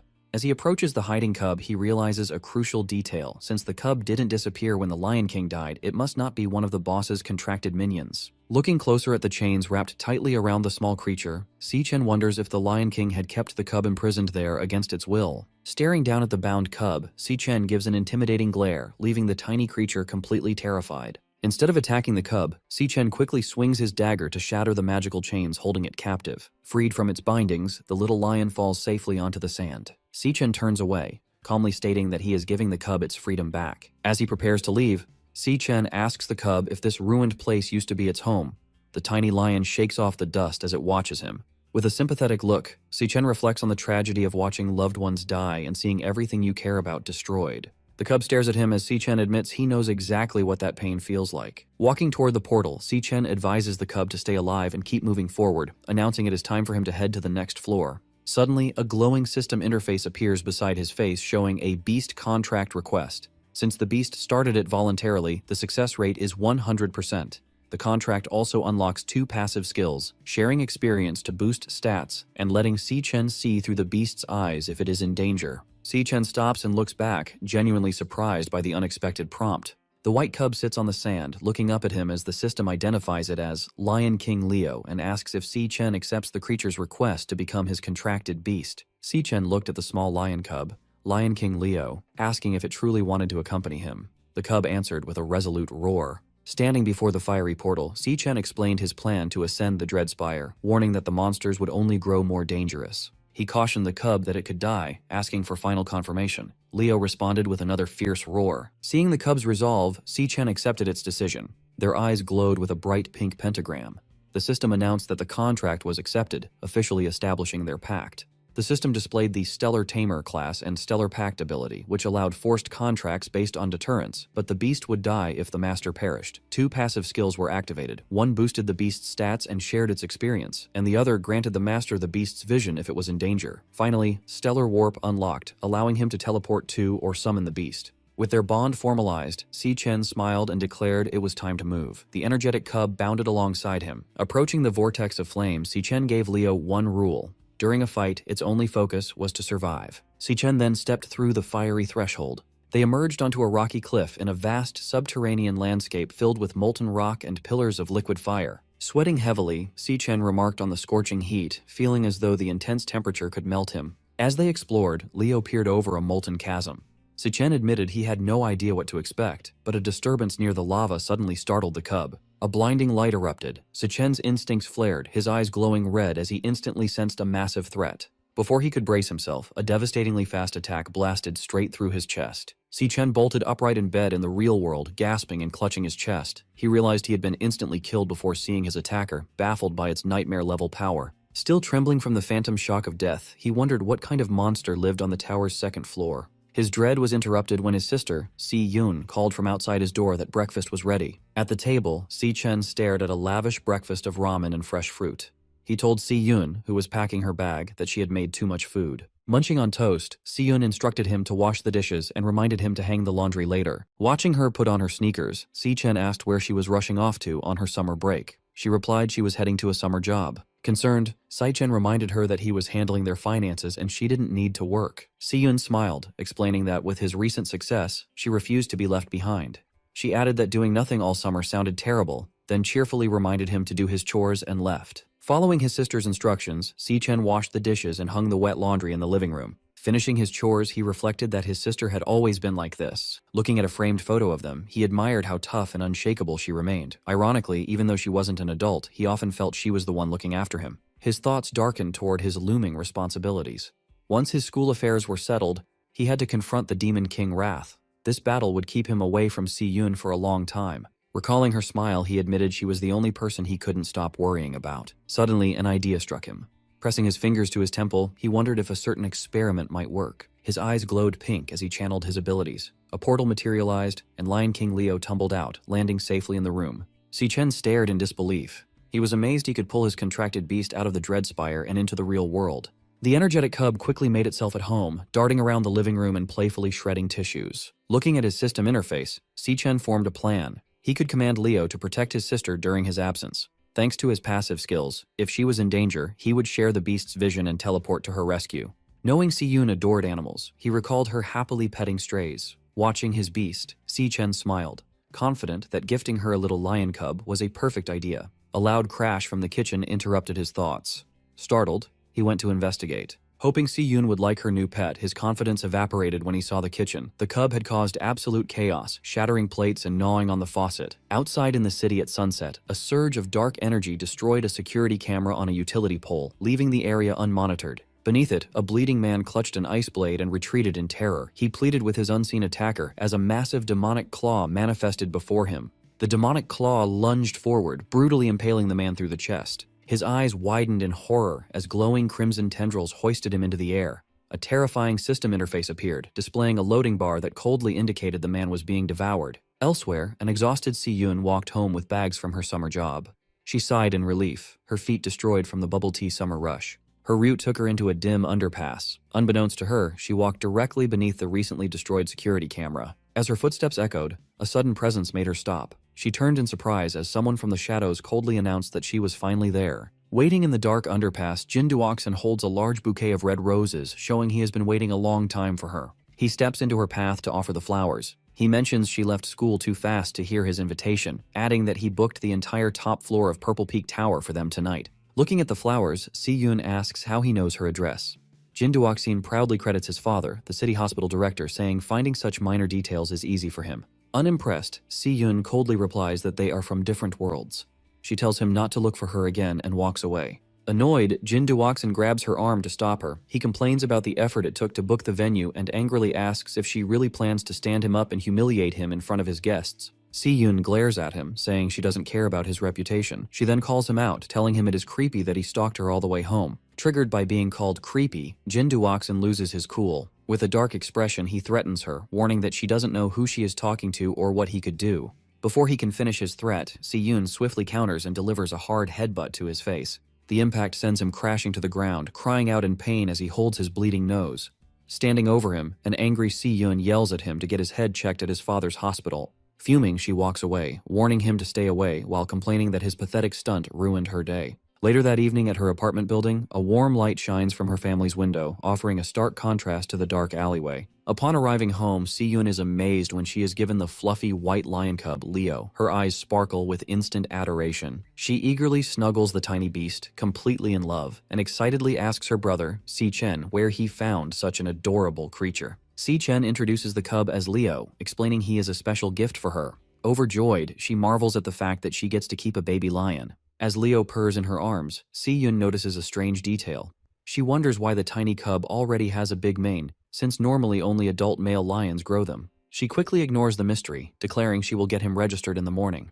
Watching them bond, Si Chen feels relieved, knowing his sister will be safe with the beast by her side while he is away. Suddenly, a loud chime from Si Chen's phone interrupts his thoughts, and he looks down at the bright screen. A satisfied smile appears as he reads an email from the Guild Supervision Bureau. It confirms his application is approved. Relieved, Si Chen thinks everything can now go exactly as planned. With his home life secure and paperwork done, Si Chen looks confident. He is finally ready for his next major hurdle, the graduation tiebreaker duel against Gong Ting in 6 days. 6 days later, the tiebreaker exam begins at the city outskirts in Greenlight Forest. Director Gong Xuan tells both candidates to pay attention as he explains the exam details. Standing before a green portal at the base of a massive tree, Gong Xuan announces the school chose this wild dungeon for the tiebreaker. He adds that recent surveys rate the dungeon as D rank. He confirms that both Si Chen and Gong Ting will enter at the same time and take the exam inside the same dungeon. He then warns the students that wild dungeons are unmapped and much more dangerous than standard school dungeons. Because of this risk, 3 senior guild members from Easternia will join as examiners. They will enter the dungeon with the candidates to keep them safe and score their performance. The team includes Ivan from the Imperial Guild, Yasmin Kai from the Divine Eye Guild, and Sato Woda from the Silver Guild. Gong Xuan explains that the final scores will be decided by what these 3 examiners see. Meanwhile, a live video feed of the exam is shown in a dark VIP room at the academy. Watching the screen, Gong Lin smirks. He silently hopes the 3 examiners handle their secret deal properly, ensuring a clean job with no loose ends. In the same room, Principal Yuan Long asks Vice Chairman Carl Cavendish why he is still at the academy since his official schedule ended 2 days ago. Carl laughs, watching Si Chen and Gong Ting on the screen. He replies that nothing is more interesting than this event, admitting he hasn't seen 2 real prodigies fight in years and refuses to miss it. Pointing toward the green portal, Director Gong Xuan loudly declares the official start of the graduation tiebreaker exam. With fierce determination, the match between Si Chen and Gong Ting begins. Without hesitation, both candidates walk directly into the glowing portal. Si Chen steps out on the other side, covered in the lingering green energy of the portal. He looks around his new surroundings, finding himself in a gloomy, dark landscape filled with dead trees. Standing near the entrance, the examiners take in the eerie environment. Yasmin notes it looks like a flower-type dungeon. Beside her, Ivan offers a cigarette to Sato, who shushes him, reminding him they are working and the camera drone is recording. Suddenly, a loud buzzing sound echoes in Si Chen's mind. He looks in shock as a bright red flashing hologram projects from his chest, painting his face in a red glow. The system flashes a large alert, warning him that a highly dangerous creature is nearby. Stunned, Si Chen realizes this is the first time his demon heart has ever issued such a serious warning. Soon, the system alert abruptly vanishes, leaving Si Chen wondering if a high-ranking monster truly lurks inside this mere D-rank dungeon. He and Gong Ting continue their trek down a desolate path framed by massive, gnarled roots and twisting branches. Gong Ting confidently takes the lead, navigating the foggy terrain, while Si Chen follows closely behind. Observing the candidates from a high ridge, Yasmin notes the fog's suffocating thickness. Beside her, Sato Woda orders the examiner team to stay on high alert and keep their eyes glued to the examinees. A loud crack abruptly shatters the tense silence as the rocky ground violently ruptures before the students. A grotesque, massive insectoid creature bursts from the earth, identified by the system as a poison cage ant, a D-rank flower archer. Reacting instantly, Gong Ting unsheathes his katana and charges aggressively at the towering beast. Watching this swift response, Ivan praises the young man's exceptional reaction time. However, Sato Woda cautions that wild dungeon monsters are faster, crueler, and far more underhanded than anything used in school training. The poison cage ant initiates its attack by firing a toxic volley of glowing green projectiles, but Gong Ting agilely deflects every strike with his swift blade. With a fluid, powerful motion, Gong Ting leaps into the air and slices the monstrous insect cleanly in half. As the ant's severed upper torso crashes heavily to the ground, Gong Ting's blade flares with intense golden energy before he thrusts it straight through the fallen creature. Channeling his nuclear warrior class, Gong Ting executes a devastating blazeblade barrage, obliterating the monster in a massive, fiery explosion. Observing from the high ridge, Yasmin projects a glowing green 10 from her wrist device. She awards Gong Ting a perfect score for his field response, commending his instant reaction and effortless neutralization of the monster's ranged attacks. Ivan also displays a perfect 10, praising Gong Ting's combat logic. He notes that severing the venom-launching organ immediately has effectively stripped the beast of its fighting capability. Sato Woda proudly holds up his own 10, awarding top marks for finishing power due to Gong Ting's unhesitating, clean, and decisive kill. As Gong Ting calmly holds his glowing sword, the examiners marvel at his surgical positioning, crowd control, and execution. They agree that maintaining such ice-cold composure against a wild monster is truly exceptional for a student. Sato Woda then directs their attention to Si Chen, who is casually wandering away with his hands in his pockets. Sato heavily criticizes his lack of reaction when the monster appeared, dismissing this apparent disinterest as a complete failure. Gong Ting remains silent, simply staring at his rival's remarkably relaxed and unbothered demeanor. In the VIP observation room, Carl Cavendish and Principal Yuan Long closely monitor Si Chen. Carl casually asks the principal what he thinks the young man is actually trying to accomplish out in the fog. With a knowing smile, Principal Yuan Long deduces that Si Chen is actively hunting for something specific. Down in the dungeon, Si Chen pauses, tapping his foot against a tangled cluster of giant tree roots. He realizes this central spot offers a way to wipe out the entire threat in a single, sweeping move. Golden lightning crackles to life in his hand, forming a bright, jagged dagger. Declaring he has finally found his target, Si Chen ruthlessly plunges the lightning blade straight down into the roots. The strike sends a massive shockwave of golden lightning deep underground, violently rupturing the earth. A hidden nest of poison cage ants is blasted upward, completely engulfed and obliterated by the explosive electrical energy. Sweating profusely, the examiners realize Si Chen has deliberately targeted the monster nest. They question his sanity, terrified that provoking a horde of D-rank monsters will get everyone killed. Watching the chaotic explosion, Gongting's usual composure cracks, leaving him visibly shocked and wondering what Si Chen plans next. Gathering momentum, Si Chen channels intense electricity into his boots and forcefully launches himself upward. Tapping into his lightning assassin class, he activates his flash god skill, rocketing into the sky as a blinding streak of golden light.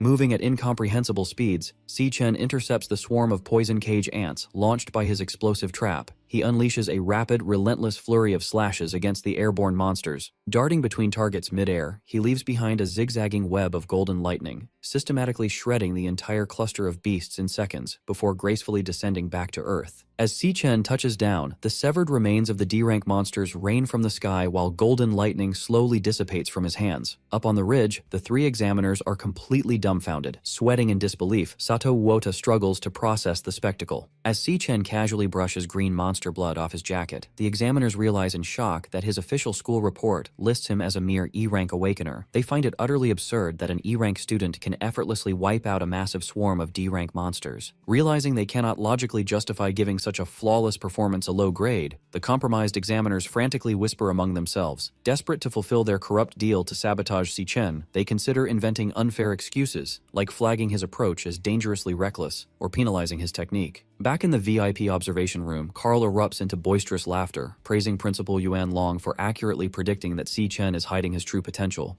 Carl notes how spectacular it is to witness such an intense display when the exam has barely begun, eagerly anticipating how Gong Ting will respond to this overwhelming power. Standing behind him, Gong Lin remains dead silent, his expression rapidly darkening as he watches the monitors. Suddenly, the live feed on the large monitor is torn apart by heavy digital static. The image glitches wildly before going entirely blank, replaced by a stark red warning indicating a lost signal. Principal Yuan Long furrows his brow, staring at the dead monitor and questioning aloud why the transmission is cutting out yet again. Outside the dungeon entrance, rapid warning beeps blare from the monitoring equipment. A technician frantically types at his console as the system flashes a critical alert regarding a severe signal anomaly. The diagnostic screen shows the dungeon's official D-rank classification violently glitching into an unreadable question mark. Simultaneously, internal communication signal strength crashes to absolute zero. The technician stares at the corrupted data in pure shock. Director Gongshuan breaks into a cold sweat, demanding to know what catastrophic event is happening inside the dungeon.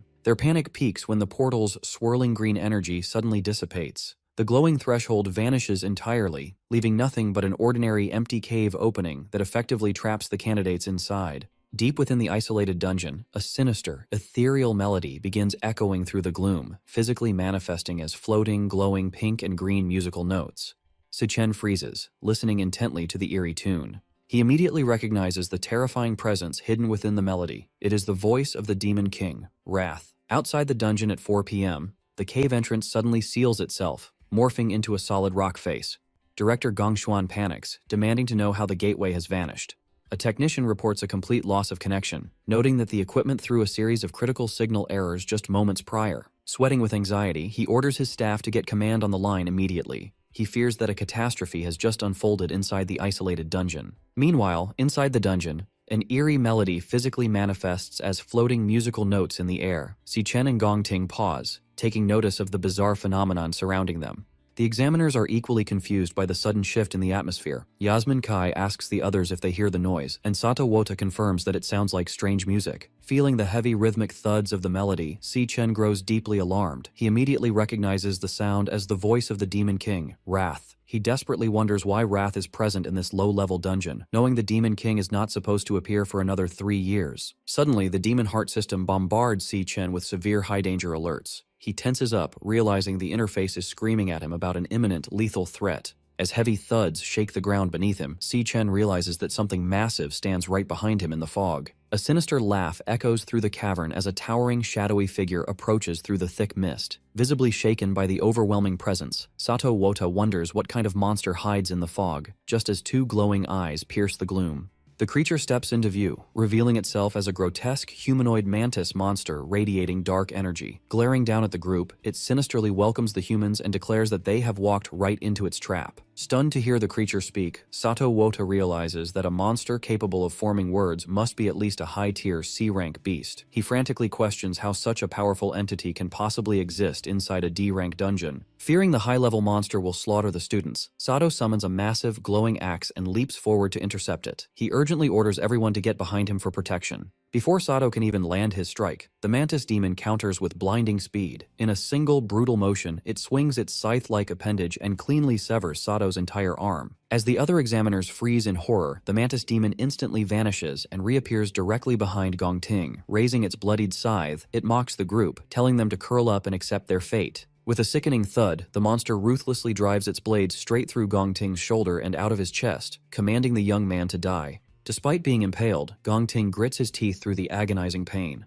Instead of falling, a fierce, crazed grin spreads across his face. Capitalizing on the monster's close proximity, Gongting swings his flaming golden sword down and brutally chops off the creature's trapped scythe arm, leaving the mantis demon wide-eyed in shock. Without missing a beat, Gongting follows up with a powerful mid-air kick that launches the crippled beast backward across the rocky terrain. Bleeding heavily from the massive hole in his shoulder, Gongting ignores his severe injuries and glares with glowing eyes. He declares that since the Overlord drew first blood, the kill belongs to him under the principle of combat priority. He fiercely warns Si-Chen not to dare interfere in the fight. Si-Chen watches the monster intently, his eyes glowing green as he uses his abilities to assess the creature's true power. The system interface updates the mantis demon's classification, confirming to everyone that it is actually a highly dangerous C-rank high-tier beast. Seeing the massive hole in Gongting's shoulder, Yasmin Kai urgently yells at him to get medical treatment. She pleads with him to suspend the exam and let them pull him out, warning that the monster is completely out of his league. Gongting flatly refuses. Gathering intense fire magic in his hand, he completely rejects the idea of giving up. Si-Chen watches in shock as Gongting presses his burning hand directly against his bleeding chest, using the raw heat of his own flames to painfully cauterize the severe wound. Pushing through the agonizing pain, Gongting fiercely declares that the fight does not end until one of them is dead. Without hesitation, Gongting leaps high into the air and brings his flaming sword down toward the crippled mantis demon to continue his assault. Meanwhile, outside the sealed dungeon, Silas Lin, the leader of the Imperial Guild's King Squad, assesses the vanished entrance. He calmly explains that this phenomenon indicates a highly intelligent monster operates inside, one that purposely lured the humans in before snapping the trap shut.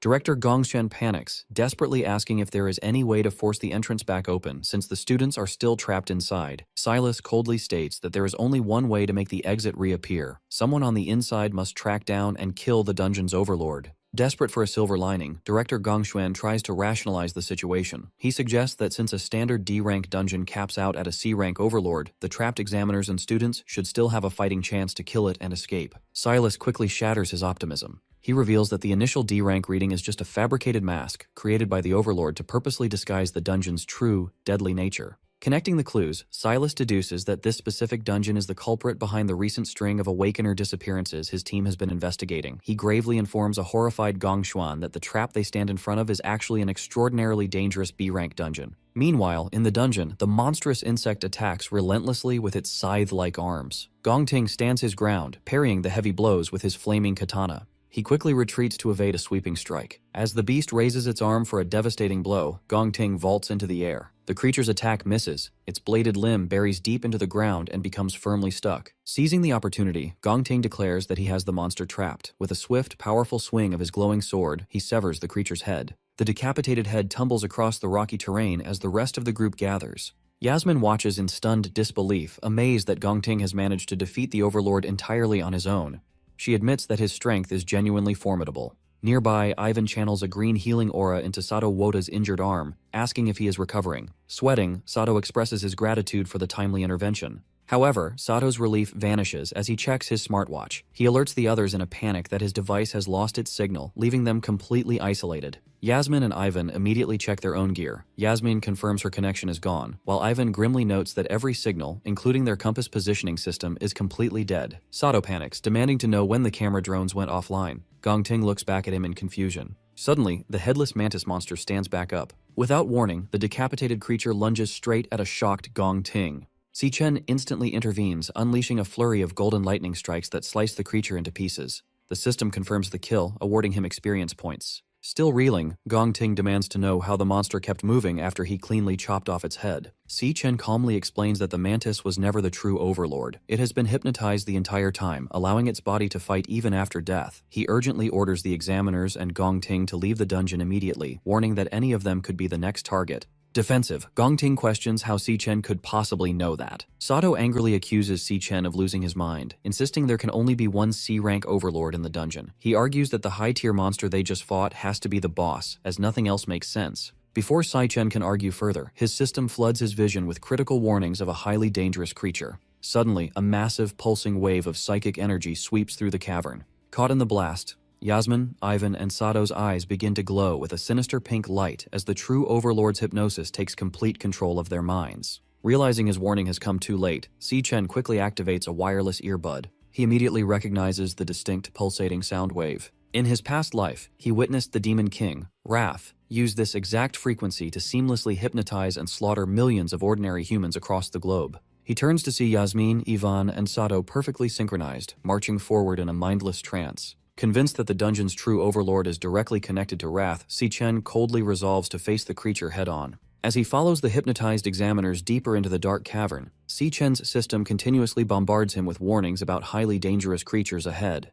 The group soon arrives at a massive, eerie lair filled with glowing green egg sacs, where towering dark serpents guard a central, cloth-draped figure. Si Chen remains completely unaffected by the monster's alpha frequency thanks to the counter-frequency audio track playing in his earbud, a precaution he prepared specifically for Wrath. However, knowing the unprotected examiners could drop dead from the mental strain at any second, he decides to kill the overlord immediately. The sinister entity senses their arrival, its voice echoing through the cavern as it hungers for their fresh flesh. Si Chen glares back coldly, ready to fight.